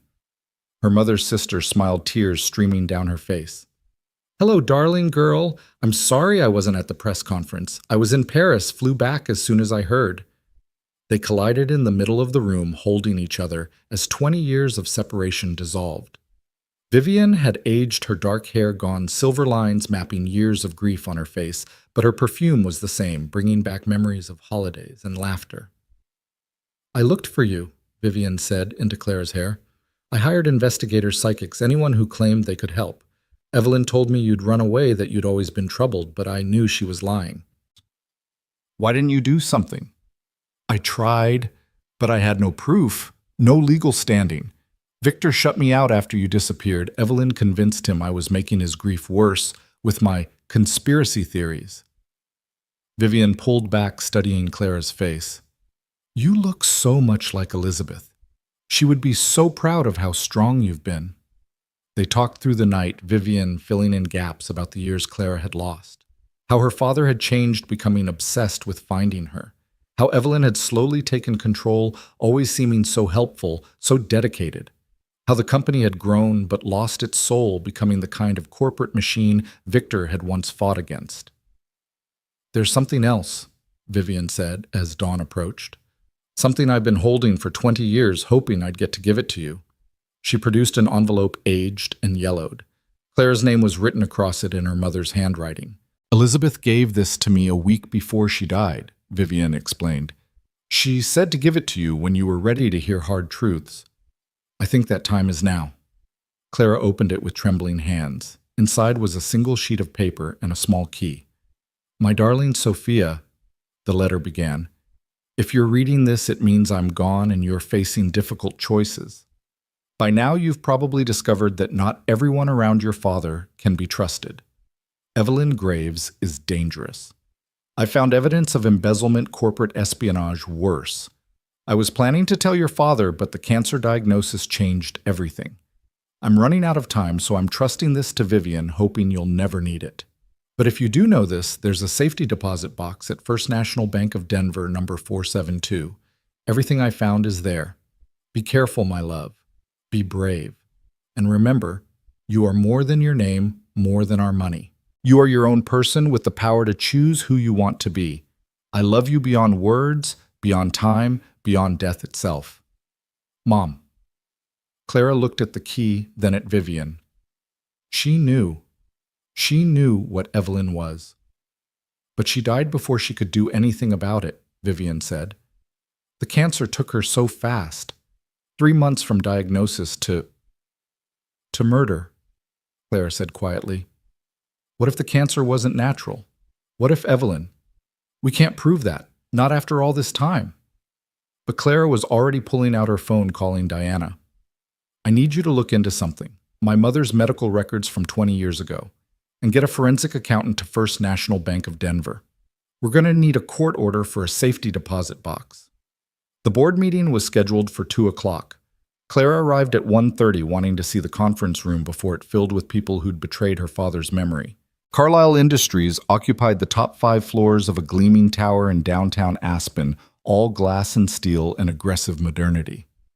But she wasn't alone. Jack stood by the elevators, Ella beside him in her best dress. What are you doing here? Clara asked, stunned. Moral support, Jack said simply. Mrs. H is watching the house. We thought you could use some friendly faces. Ella ran to her, wrapping her arms around Clara's waist. We saw your house on TV. It's really big. Do you have a pool? 3 pools, Clara said, hugging her back. But none of them have what your house has. What's that? People who love each other. The board members began arriving, 12 people in expensive suits with cautious expressions. Clara recognized some from newspaper photos, tech moguls, venture capitalists, people who'd gotten rich off her father's innovations and her absence. Miss Carlisle. The current board chairman, Robert Hayes, extended his hand. We're so pleased you've been found safe. Are you? Clara asked, not taking his hand. Or are you worried about your stock options? The meeting was tense from the start. They questioned her mental capacity, her business experience, her intentions for the company. Clara answered calmly, having spent the morning reviewing 20 years of financial statements with Marcus. The company has grown, she acknowledged. But it's also strayed from my father's vision. He wanted to innovate, to make technology that improved lives. You've turned it into a profit machine that doesn't care who it hurts. That's rather naive, Hayes started. Is it? My father built this company on the principle that doing good and doing well weren't mutually exclusive. Under Evelyn's leadership, you've abandoned contracts with schools to focus on military applications. You've laid off thousands while posting record profits. You've become everything my father stood against. Your father is dead, one board member said bluntly. And with all due respect, you've been gone for 20 years. You don't understand how the world works now. Clara stood moving to the window that overlooked the mountains. You're right. I have been gone. I've missed 20 years of change, of progress, of life. But you know what I didn't miss. The 20 years of isolation gave me something none of you have: perspective. I know what it's like to have everything stolen. I know what it's like to be powerless, and I know what really matters. She turned back to them. I'm dissolving the board. The room erupted in protests, threats of lawsuits claimed she didn't have the authority. Actually, she does, Marcus said, standing. According to the company bylaws, the majority shareholder can dismiss the entire board with cause. And I think 20 years of complicity in kidnapping and fraud qualifies as cause. You can't prove we knew Diana entered then, followed by 2 FBI agents carrying boxes. Actually, we can. Elizabeth Carlisle's safety deposit box contained extensive documentation of corporate malfeasance, including emails from several board members discussing how to handle the Sophia problem after Evelyn took over. The agents began distributing subpoenas. Several board members tried to leave only to find more agents waiting in the hallway. You're destroying this company, Hayes said desperately. The stock will tank. Thousands of jobs. We'll be safe. Clara interrupted. I'm not destroying the company. I'm saving it. From you. As the board members were escorted out, Clara found herself alone in the conference room with Jack and Ella. The little girl was drawing on a legal pad, seemingly unbothered by the corporate drama. That was impressive, Jack said. Terrifying, but impressive. I don't know what I'm doing, Clara admitted. I just dismantled a board of directors. I have no idea how to run a company. You'll learn, and you'll hire people who share your father's vision. Our vision? Clara corrected, then caught herself. I know what you mean, Jack said softly. Diana returned with a laptop. You need to see this. We found something in your mother's documents. The screen showed medical records test results and a toxicology report that had never been filed. Polonium, Diana said.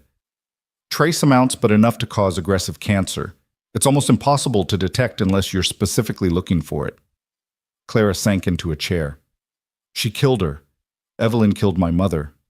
We can't prove she administered it, but we can prove she had access to it through a subsidiary that dealt with nuclear medical equipment, and we can prove she was the last person to have tea with your mother before she got sick. Tea, Clara said numbly. Always tea. That's how she drugged me too. Ella looked up from her drawing. The mean lady is really, really mean. Yes, baby, Clara said, pulling the girl onto her lap. She really is. That evening, back at the estate, Clara made a decision. She called a press conference for the next morning, but this time it wasn't about revealing truth or seeking justice. It was about choosing her future. I need to ask you something, she told Jack as they walked through her mother's rose garden, and I need you to be honest. Always. If I give it up, all of it, the money, the company, everything, would you think I was crazy? Jack stopped walking. Is that what you want to do? I don't know. Part of me wants to honor my parents to take what they built and make it better. But another part just wants to be Clara. Just Clara who makes hot chocolate and reads bedtime stories and sits on back porches figuring out life. You can be both. Can I look at this place, Jack? Look at what wealth did to my family. It made us targets. It killed my mother, destroyed my father, stole 20 years of my life. It wasn't the wealth, Jack said carefully. It was the people who wanted it. The wealth itself is just a tool. It's what you do with it that matters. Ella had run ahead and was now trying to smell every rose in the garden. They watched her, this little girl who'd lost her mother but refused to let grief define her. She's remarkable, Clara said. She likes you, Jack replied. More than likes. She's been asking if you're going to be her new mom. Clara's breath caught. What did you tell her? That family isn't something you rush, that it has to be chosen by everyone involved. And what do you choose? Jack turned to face her fully. I choose to let you figure out who you are without pressure from me. Whether that's as a billionaire CEO or just Clara, I'll be here. We'll be here. Even if I'm complicated, even if the trials drag on for years, even if there are more threats, more danger, even then. The next morning's press conference was different from the first. Clara stood in front of the Carlisle Industries building, but this time she wasn't defending herself. She was defining herself. My name is Sophia Claire Carlisle, she began. But I've chosen to go by Clara. Clara because that's who I became when everything else was taken away. Clara because that's who a little girl in Silver Ridge knows. Clara because names like families can be chosen. She announced the creation of the Sophia Carlisle Foundation dedicated to finding missing persons and supporting survivors of long-term captivity. She announced the restructuring of Carlisle Industries, returning it to its roots of ethical innovation. And she announced that she would be splitting her time between Aspen and Silver Ridge, between the life she'd lost and the life she'd found. I could let what happened define me, she said, looking directly into the cameras. I could become bitter, vengeful, focused only on punishing those who hurt me. But I've learned something in the past week. Grace isn't about forgetting what was done to you. It's about choosing who you become despite it. And I choose to become someone my parents would be proud of. Someone that little girl who defended me deserves. Someone worthy of the second chance I've been given. The questions came, but Clara answered them with a calm she hadn't possessed a week ago. Yes, she would testify at Evelyn's trial. No, she wouldn't be seeking revenge against everyone involved.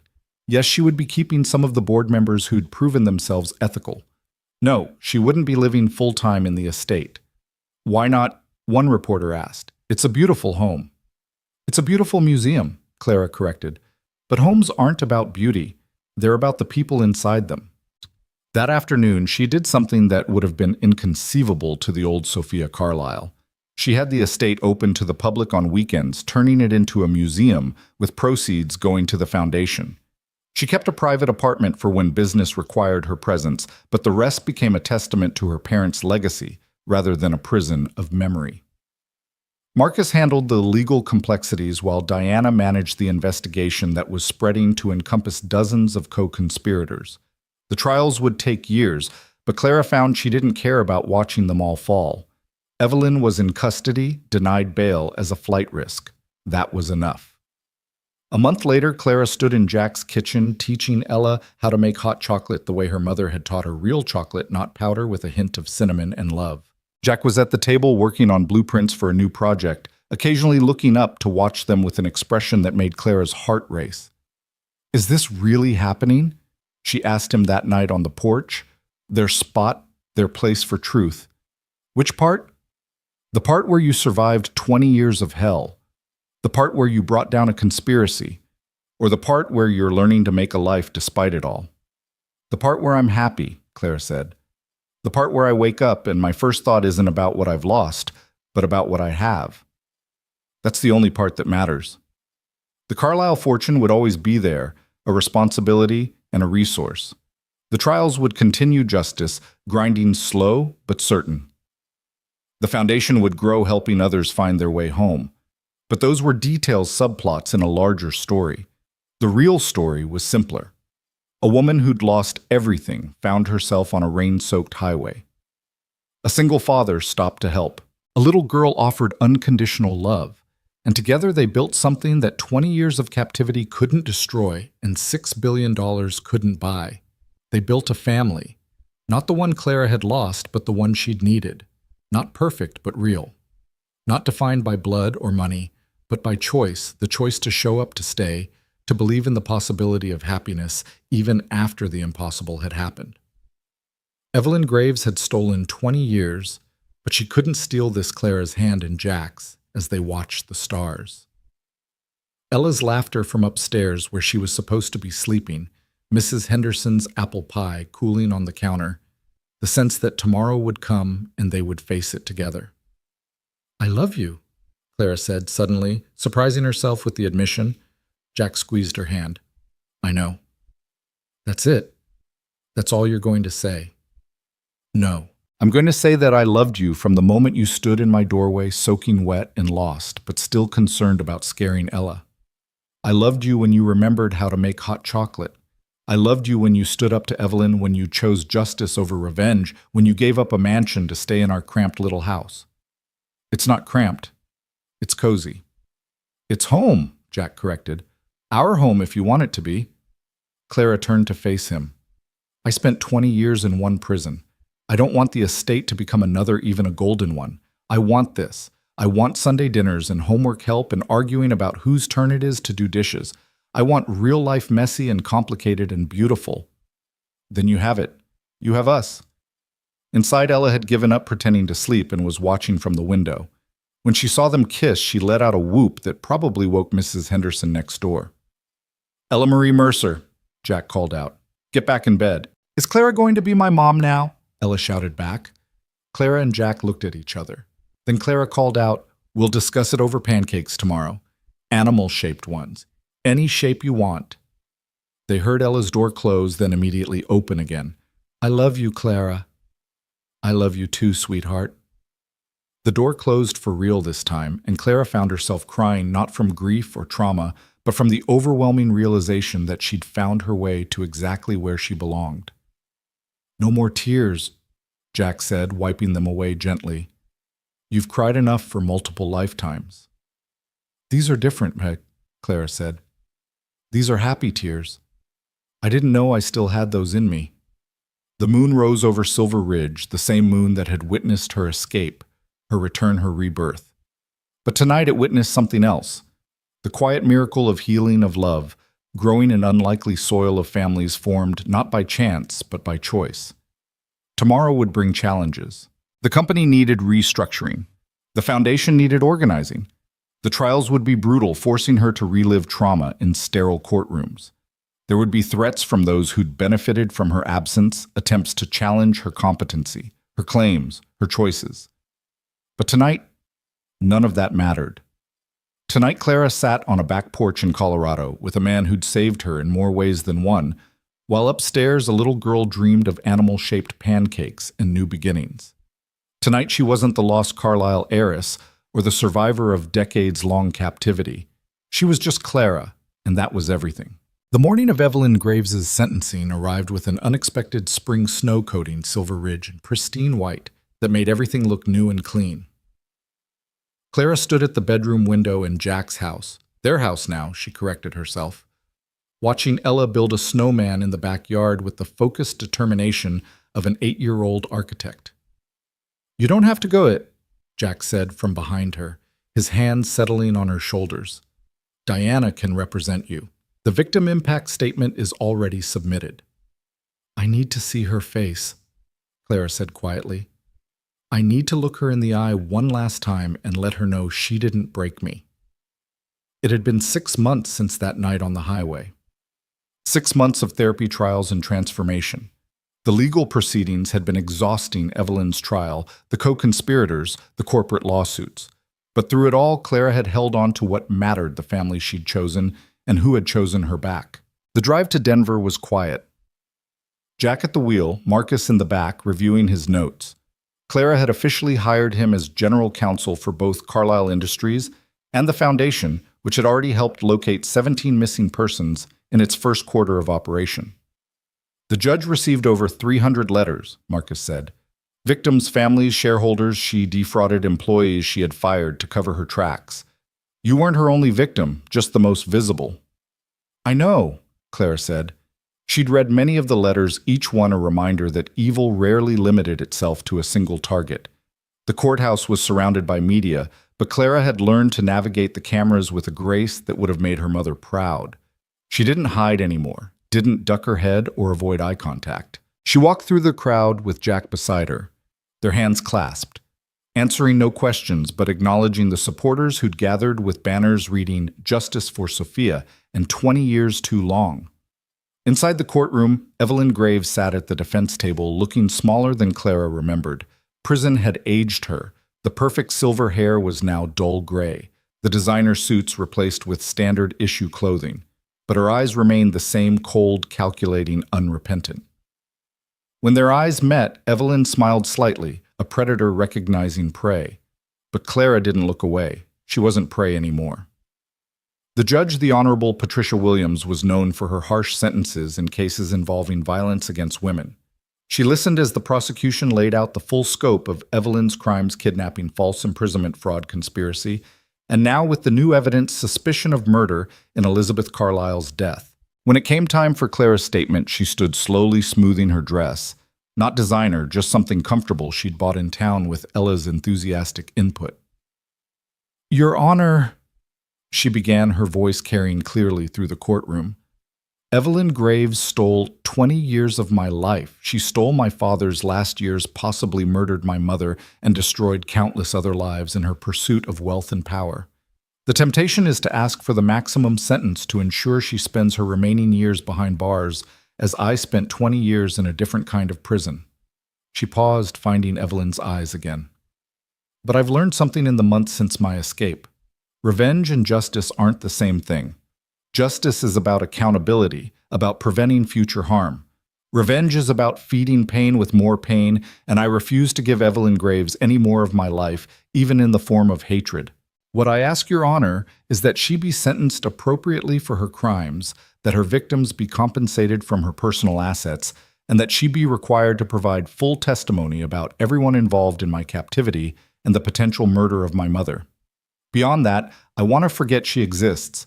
I have a life to live, a family to love, and a foundation that's bringing other missing people home. That's my victory, not her suffering, but my happiness." Clara sat down to stunned silence. Even Evelyn looked surprised, having expected venom and received grace instead. Judge Williams nodded slowly. Thank you, Miss Carlyle. Or do you prefer Miss Mercer now? Clara smiled slightly. She and Jack weren't married yet. They were taking their time doing things right, but the judge had done her homework. Clara is fine, Your Honor. The sentence when it came was severe, but just 40 years for kidnapping, 20 for false imprisonment, 15 for fraud sentences to run concurrently with the possibility of parole in 25 years. Evelyn would be 91 before she had any chance of freedom. As the bailiffs led Evelyn away, she stopped beside Clara's seat. You think you've won, she whispered. But you're just like your father, too soft, too trusting.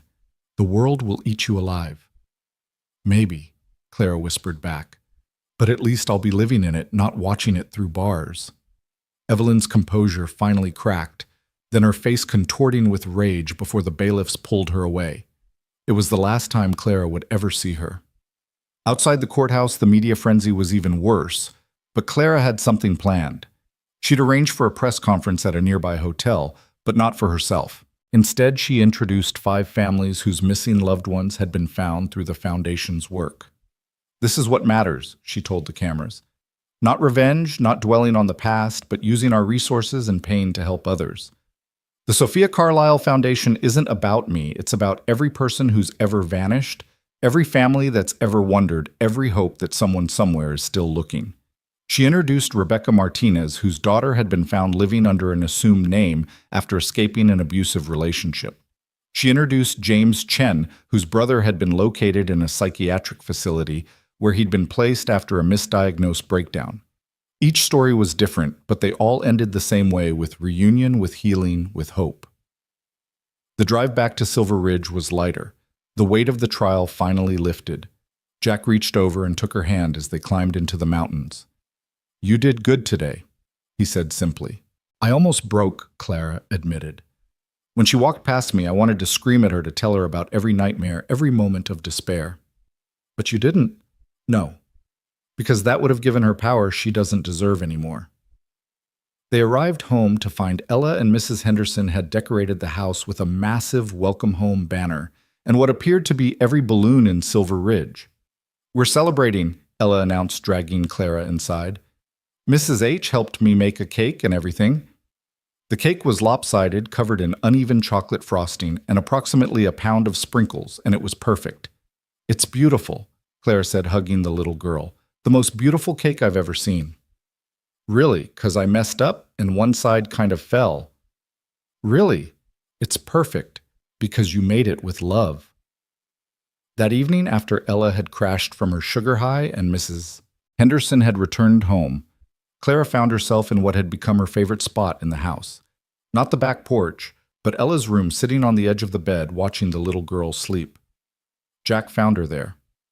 She asked me something today, he said quietly, while you were gone. What? If she could start calling you Mom. Clara's breath caught. What did you tell her? That she should ask you herself. Jack, I know we're not married, I know we're taking things slow, but Clara, she already sees you as her mother, has for months now. Clara touched Ella's hair gently, remembering her own mother doing the same when she was small.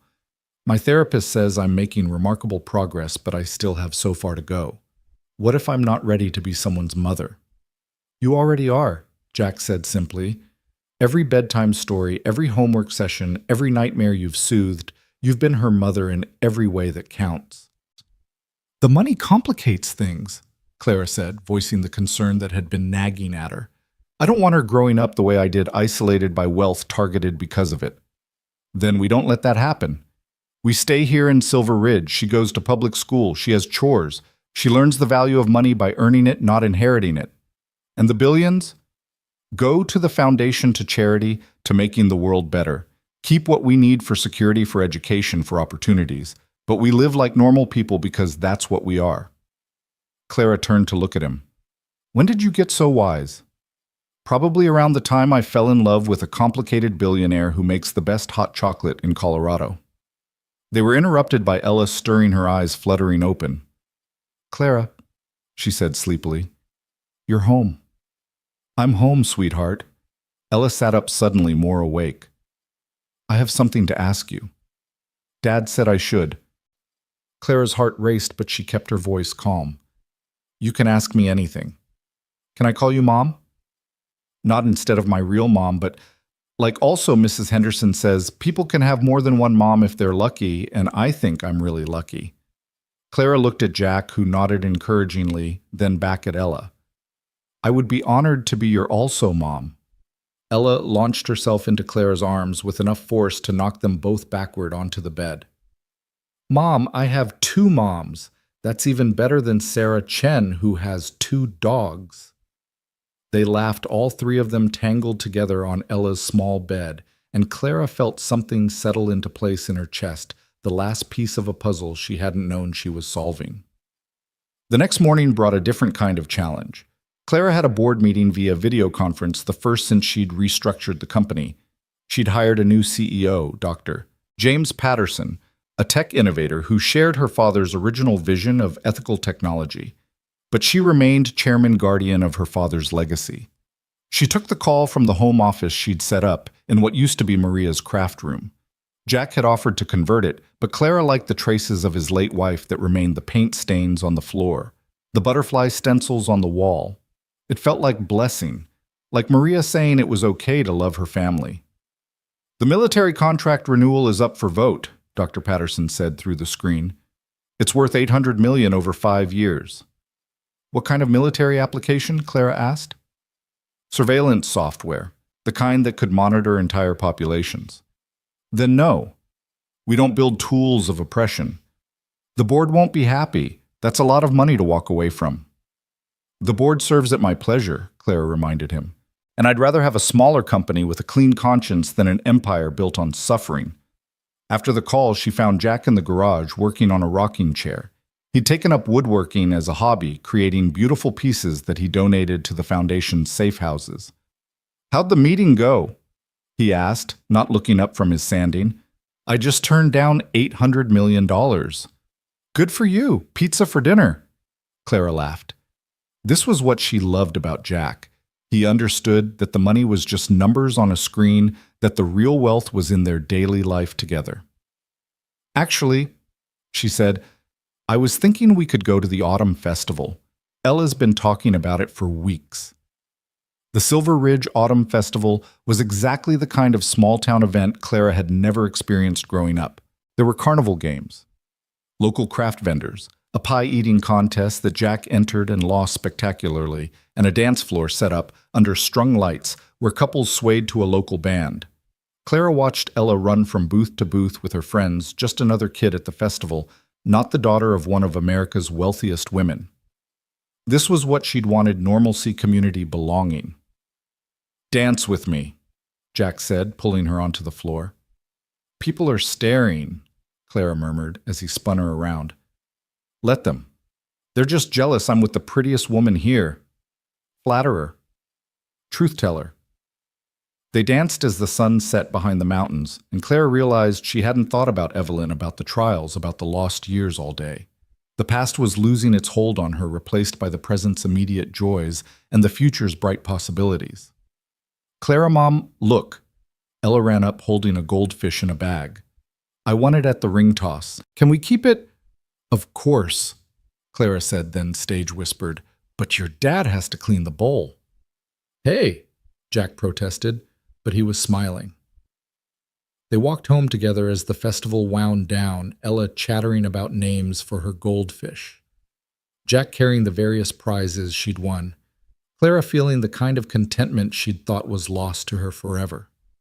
That night, after Ella was asleep with her goldfish, now named Mr. Bubbles, in a bowl beside her bed, Clara stood in the kitchen making hot chocolate.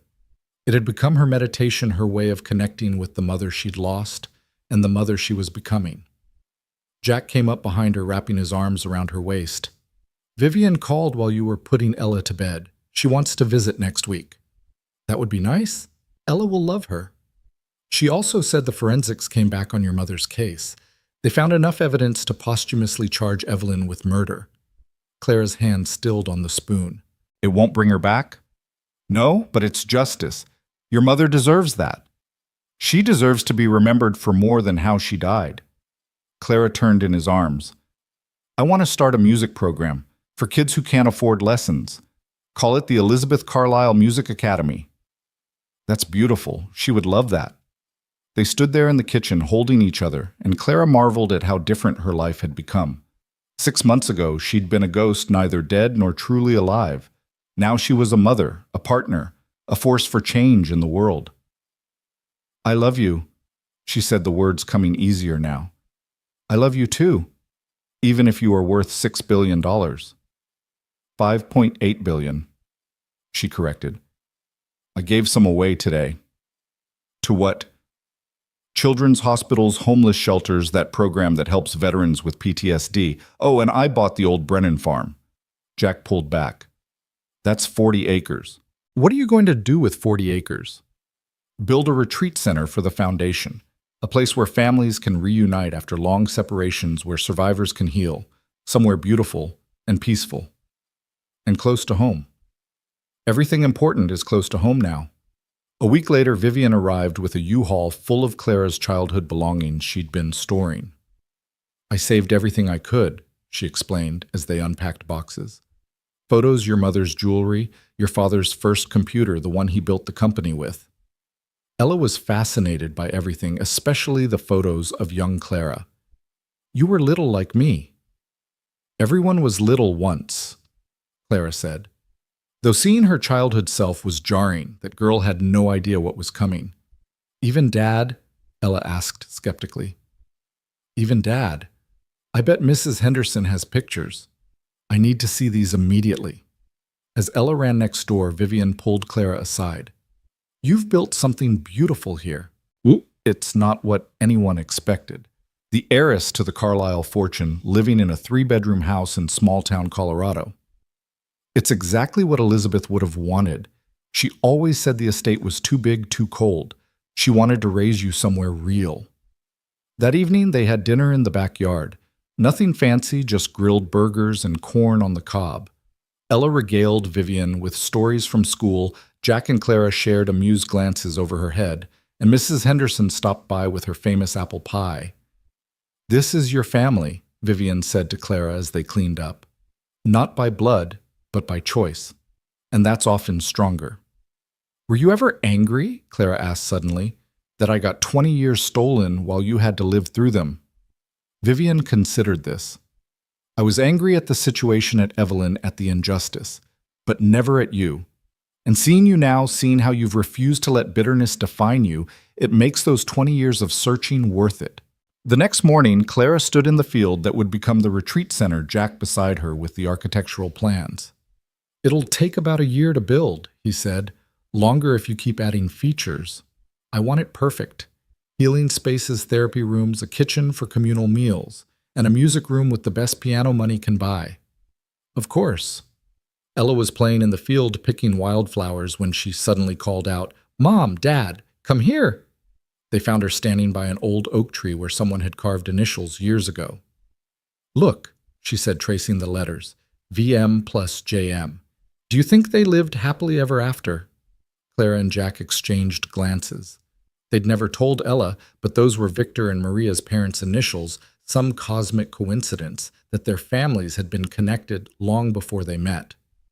I think, Clara said carefully, that happiness isn't about ever after. It's about right now, this moment, being with people you love. That's not very romantic, Ella complained. It's the most romantic thing there is, Jack said, pulling both his girls close.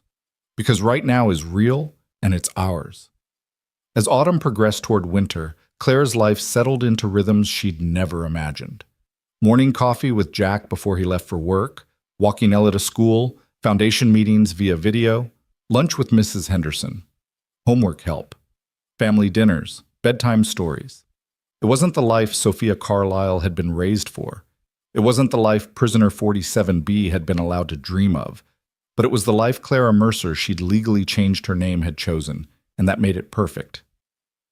One evening, as the first snow of winter began to fall, Clara stood on the back porch in her usual spot, but this time she wasn't looking backward into memory or forward into uncertainty. She was completely present, listening to Jack and Ella inside arguing about whether marshmallows belonged in hot chocolate. Ella? Yes, Jack, no feeling the cold air on her face, tasting freedom with every breath. 20 years had been stolen, but she'd stolen them back, not the years themselves, but their power over her. She'd transformed victim into victor, not through revenge, but through the radical act of choosing joy, despite having every reason to choose bitterness. The foundation had now reunited 37 families. Carlisle Industries had pivoted toward humanitarian technology. The retreat center was breaking ground in spring, and in a small house in Silver Ridge, Colorado, a family that shouldn't exist thrived. "Mom," Ella called, "we need a tiebreaker, marshmallows or no marshmallows." Clara smiled, stepping back into the warmth of home. "Both, always both. Why choose when you can have everything?" Jack laughed, pulling her into his arms. "When did you become so wise?" "Somewhere between the rain and the snow," Clara said, thinking of that night on the highway that seemed both yesterday and a lifetime ago. Outside, the snow continued to fall, blanketing Silver Ridge in white, covering the past with the promise of tomorrow. And inside, a family that had found each other against all odds celebrated the small victory of perfectly made hot chocolate, knowing that sometimes the smallest victories were the ones that mattered most. The Carlisle fortune would continue to grow, managed by trustees and CEOs. The foundation would expand, saving more lost souls. The trials would continue, justice grinding forward. But none of that was Clara's real legacy. Her real legacy was simpler. A little girl who called her mom a man who loved her for who she was, rather than what she was worth, and the knowledge that she'd survived the unsurvivable and chosen to bloom rather than wither. In the end, she hadn't reclaimed the throne of the Carlisle Empire. She'd built something better, a home, a family, a life defined not by what had been taken, but by what had been given freely and with love. And in a small house at the end of Maple Street, as snow covered the mountains, and Ella laughed at something Jack said, Clara knew with absolute certainty that she was exactly where she belonged. Not in a mansion, not in a boardroom, not on a throne, but here in this moment, with these people living a life that 20 years of captivity had tried to steal, but couldn't. Because some things love family, the choice to be happy couldn't be stolen. They could only be given, received, and cherished, and Clara cherished them all. 3 years had passed since that night on the highway, and the retreat center stood complete against the Colorado mountains, its wood and stone architecture blending seamlessly with the landscape. Clara stood in the main hall watching the first families arrive. People whose loved ones had been missing for years, some for decades, all carrying the same mixture of hope and fear she remembered from her own reunion with the world. "Mom, the Peterson family is here," Ella said, now 11, and carrying herself with a confidence that made Clara's heart swell. Their daughter was gone for 8 years. Clara watched through the window as a young woman, perhaps 25, stepped out of a car and into her parents' arms. The foundation had found her living under an assumed name in Canada, having fled an abusive relationship that had evolved into captivity. The reunion was raw, tearful, complicated, exactly why Clara had insisted on building this place. "Give them the river suite," Clara told Ella, who had appointed herself the unofficial welcoming committee. "It has the best view of the mountains." Jack appeared in the doorway, sawdust in his hair from the workshop he'd set up in the East Wing. He'd taken a step back from commercial construction to focus on the retreat center, creating custom furniture for each room pieces that were both beautiful and therapeutic to make. "The music room's ready for the dedication," he said. "Vivian's already crying, and she hasn't even seen it yet." The Elizabeth Carlisle Music Room was the heart of the center, featuring not just the grand piano Clara had promised, but an entire collection of instruments, recording equipment, and soundproof practice rooms. Music therapy had become one of their most successful programs, helping survivors express what words couldn't capture. "Is everyone here?" Clara asked. "Diana just arrived with Marcus. Mrs. Henderson is terrorizing the catering staff, and—" Jack paused, a strange expression crossing his face. "There's someone else. Someone who says you'll want to see him." Clara followed Jack outside to find an elderly man standing by a horse trailer. Her breath caught. The horse inside was ancient, gray-muzzled, but she knew those eyes. "Midnight," she whispered. "Hello, Miss Sophia." "James," the old groundskeeper said with a smile. "Thought it was time he came home to you." Clara ran to the trailer, her hands shaking as she opened it. Midnight nickered softly, nuzzling her hair like no time had passed at all. He was 34 now, far too old to ride, but still hers, still waiting. How did you... The estate's being sold, James explained. New owners didn't want an old horse. I couldn't let him go to strangers, not after your father made me promise to keep him safe for you. We'll build him a stable, Jack said immediately. There's perfect space near the creek. Ella, who had followed them out, stared at the horse in awe. This is your horse from before... From another lifetime, Clara said, stroking Midnight's neck. But yes, can I pet him? Of course, sweetheart. He's gentle. As Ella carefully approached Midnight, Clara saw the connection between past and present, the thread that linked who she'd been with, who she'd become. The horse represented everything stolen from her, but also everything that had waited faithful and patient for her return. The dedication ceremony was scheduled for afternoon, but first came lunch with the families. Clara made a point of sitting with each group sharing her story when asked, but mostly listening. The Peterson girl Amy was struggling with the same identity crisis Clara remembered. I don't know who I am anymore, Amy said quietly. I'm not who I was before, but I'm not who I became either. You're someone new, Clara told her, someone who gets to choose. It's terrifying and liberating at the same time. Did it get easier? Clara thought about the nightmares that still came. Sometimes the moments when crowds made her panic the way she still checked locks obsessively. Different, she said honestly. It gets different. The hard days become less frequent. The good days become normal instead of surprising. And eventually you realize you're not surviving anymore, you're living. Dr. Patricia Morse's former nurse, who'd turned whistleblower and helped convict several other staff members, had joined them as a counselor. Rebecca Liu was young, dedicated, and carried her own guilt about what she'd witnessed without acting on. I should have done something sooner, son, Rebecca said during a staff meeting. We all should have done something, Clara replied. But guilt without action is just self-indulgence. You're here now helping others. That's what matters. The music room dedication drew over 100 people, survivors, families, donors, and media. Clara had learned to use publicity strategically, keeping her family's private life protected while leveraging her story to help others. My mother believed music could heal anything, Clara said at the podium. She was wrong about that. Some things can't be healed, only integrated. But she was right that music could help us express the inexpressible, could connect us when words failed. This room is her legacy, not just to me, but to everyone who needs to find their voice again. Vivian played the first piece on the piano, the Chopin Nocturne that had been Elizabeth's favorite. Then Amy Peterson surprised everyone by asking to play.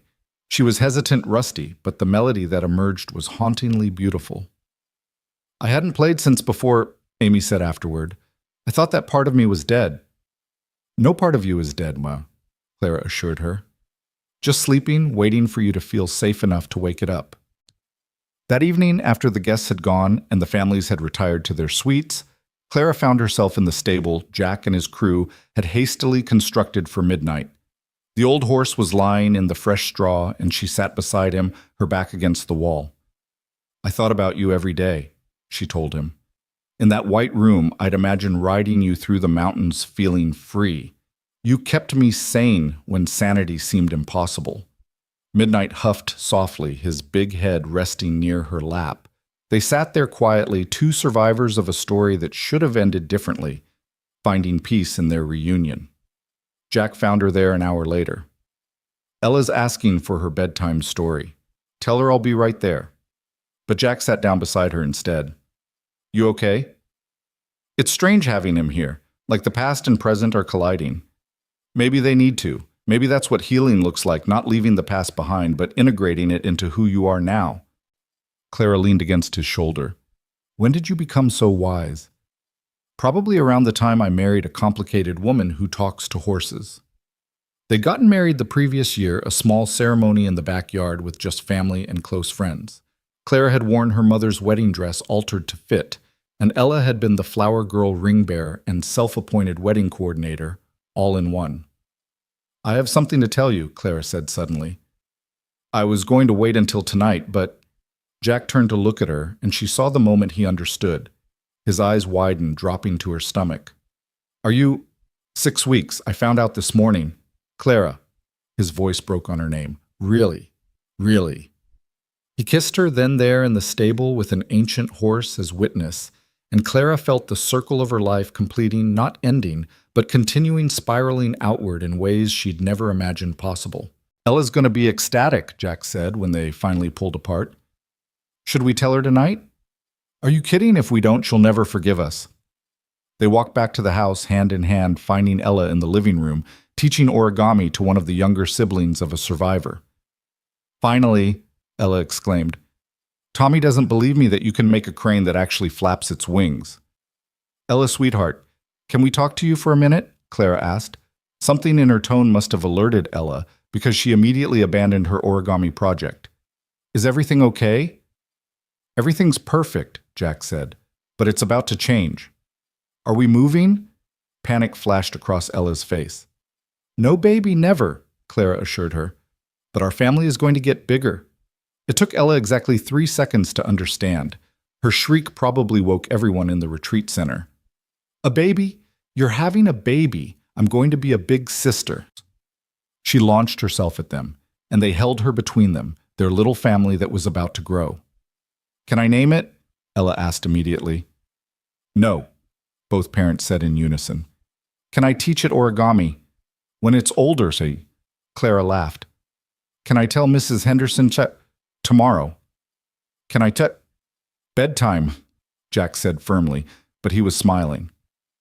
As Clara tucked Ella in that night, the little girl, not so little anymore, took her hand. Mom. Yeah, sweetheart. The baby's lucky. Why's that? Because it gets to be born into our family. It won't have to be found or chosen. It'll just belong from the very beginning. Clara's eyes filled with tears. You belonged from the beginning, too. From the moment I saw you, you were mine. And you were mine, Ella said firmly. Dad and I claimed you first. Later, Clara stood on the back porch, their spot, their tradition, looking out at the retreat center lights in the distance. Inside, families were healing, reconnecting, finding their way back to each other. It was her legacy, but more than that, it was her redemption, turning the worst thing that had happened to her into something that could help others. No hot chocolate tonight, Jack asked, joining her. Too queasy. Morning sickness is starting early. Maria was sick for 4 months with Ella. They rarely talked about Maria anymore, not because she was forgotten, but because she was integrated into their story. The woman who'd loved Jack first, who'd given them Ella, who'd made their family possible by existing and by letting go. Do you think she would have liked me? Clara asked. She would have loved you. She would have loved that you made us whole again. We made each other whole. The phone rang inside the emergency line for the foundation. Clara answered to find Diana's voice, excited despite the late hour. We found her, Clara. The Mitchell girl, the one who's been missing for 12 years. She's alive. Clara closed her eyes, remembering another phone call, another missing girl found. Where? Portland. Living on the streets but alive. The family wants to use the retreat center if you have room. We'll make room. We always make room. After handling the logistics, Claire returned to the porch where Jack was setting up the telescope Ella had gotten for her birthday. Want to see something cool, what? He asked. Clara looked through the lens to see Saturn, its rings visible even through their amateur equipment. Ella's convinced the baby should be named Saturn if it's a girl, Jack said. Absolutely not. That's what I told her, but she's making a list of space names. Of course she is. They stood together looking at the stars, and Clara thought about how far she'd traveled, not in distance, but in healing. 3 years ago, she'd been a ghost. Now she was a wife, a mother, an advocate, a survivor who'd become a thriver. I love our life, she said suddenly. Even the hard parts. Especially the hard parts. They make the good parts shine brighter. The next morning brought chaos, as mornings always did. Ella had told Mrs. Henderson about the baby despite being told to wait, and their neighbor had arrived with enough breakfast casserole to feed an army. The Peterson family needed help navigating insurance paperwork. The Mitchell family was arriving that afternoon. Marcus called with updates on the latest missing persons cases. But in the middle of it all, Clara felt the flutter of new life inside her, too early to be movement. Probably just imagination, but real to her nonetheless. This child would never know, captivity would never question their worth or place in the world. They would grow up surrounded by love in a home built on choice rather than chance. You okay? Jack asked, finding her in a quiet moment between crises. Perfect, Clara said, and meant it. That afternoon, she walked through the retreat center, checking on families, listening to stories, offering hope where she could. The Peterson girl was in the music room playing piano with increasing confidence. A father and son were reconnecting over a chess game in the library. A mother sat in the garden, writing in a journal, processing her daughter's return. This was her father's fortune at work, not in stock prices or corporate acquisitions, but in human healing. Victor Carlyle would have been proud. As the sun set over the mountains, Clara stood in the field where she'd once planned the center, now watching it serve its purpose. Ella ran past playing with some of the younger children. Jack was teaching a woodworking class to some of the teenagers. Mrs. Henderson was leading a cooking lesson that seemed to involve more laughter than actual cooking. 23 years ago, Evelyn Graves had tried to erase Sophia Carlyle from existence. She'd failed. Not only had Clara survived, she'd transformed. She'd taken the broken pieces of her life and built something beautiful, something lasting, something that would continue long after the last trial ended and the last headline faded. The baby moved again. Definitely imagination. But Clara placed her hand on her stomach anyway. "You're going to be born into a strange, wonderful, complicated family," she whispered. "But you'll never doubt you're loved. That's my promise to you." Talking to yourself, Vivian appeared beside her, having arrived for an extended visit. Talking to the future. "Ah," Vivian smiled. "Jack told me. Congratulations. It feels like a miracle. After everything, to be able to create new life. It's not a miracle. It's a choice. You chose to heal, to love, to trust again. This baby is the result of those choices." They watched as Ella organized the children into some elaborate game involving dragons and rescue missions. She was a natural leader, bossy, but kind, protective of anyone she perceived as vulnerable. "She's going to be an incredible big sister," Vivian observed. "She's already making lists of everything she wants to teach the baby." "Of course she is. She's your daughter in every way that matters." That evening, the retreat center hosted its first group dinner, all the families together sharing food and stories. Clara watched from the doorway as connections formed, as people who'd thought they were alone in their pain found community. Amy Peterson was talking to the Mitchell girl who'd just arrived, offering the same comfort Clara had given her. The cycle of healing was continuing, each person who found their way back helping the next lost soul navigate the journey. "This is what you built," Jack said, appearing beside her. "This is your legacy." "Our legacy," Clara corrected. "None of this exists without you, without that night on the highway." "I almost didn't stop," Jack admitted. "It was raining so hard and I was tired and Ella was waiting. For one second I thought about driving past. But you didn't." "No, something made me stop. Call it God, fate, instinct. Something knew you needed me. And you needed me." "I didn't know it then, but yes." They were interrupted by Ella running up, breathless with excitement. "Mom, Dad Midnight is standing up. James says he wants to see the sunset." They followed her to the stable where indeed the ancient horse was standing, at the fence facing west, where the sun was painting the mountains gold and crimson. "He knows he's home," James said quietly. "Animals always know." Clara leaned against the fence beside her horse, her husband and daughter beside her, her aunt nearby, her chosen family scattered throughout the property. The baby fluttered again, still imagination, but growing more real with each passing day. "We're all home," she said softly. As the sun disappeared behind the peaks, Clara thought about the woman she'd been on that highway 3 years ago, lost, broken, without memory or hope. That woman was still part of her, would always be part of her. But she was no longer in control. The woman in control now was Clara Mercer, mother, wife, advocate, survivor. She had taken 20 stolen years and transformed them into purpose. She had taken unimaginable trauma and converted it into compassion. She had taken a fortune built on suffering and redirected it toward healing. "Ready to go in?" Jack asked as darkness settled over the mountains. "One more minute." She stood there feeling the life growing inside her, watching the lights come on in the retreat center, listening to the sounds of families reconnecting. Somewhere Evelyn Graves sat in a federal prison, her empire dismantled, her freedom gone. But Clara rarely thought about her anymore.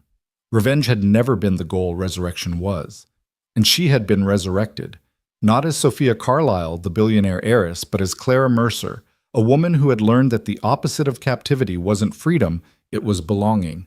And she belonged here with these people doing this work, living this life. "Now I'm ready," she said, taking Jack's hand. They walked back to the house together, Ella running ahead to set the table for dinner, calling back that she'd decided the baby should be named Cosmo if it was a boy.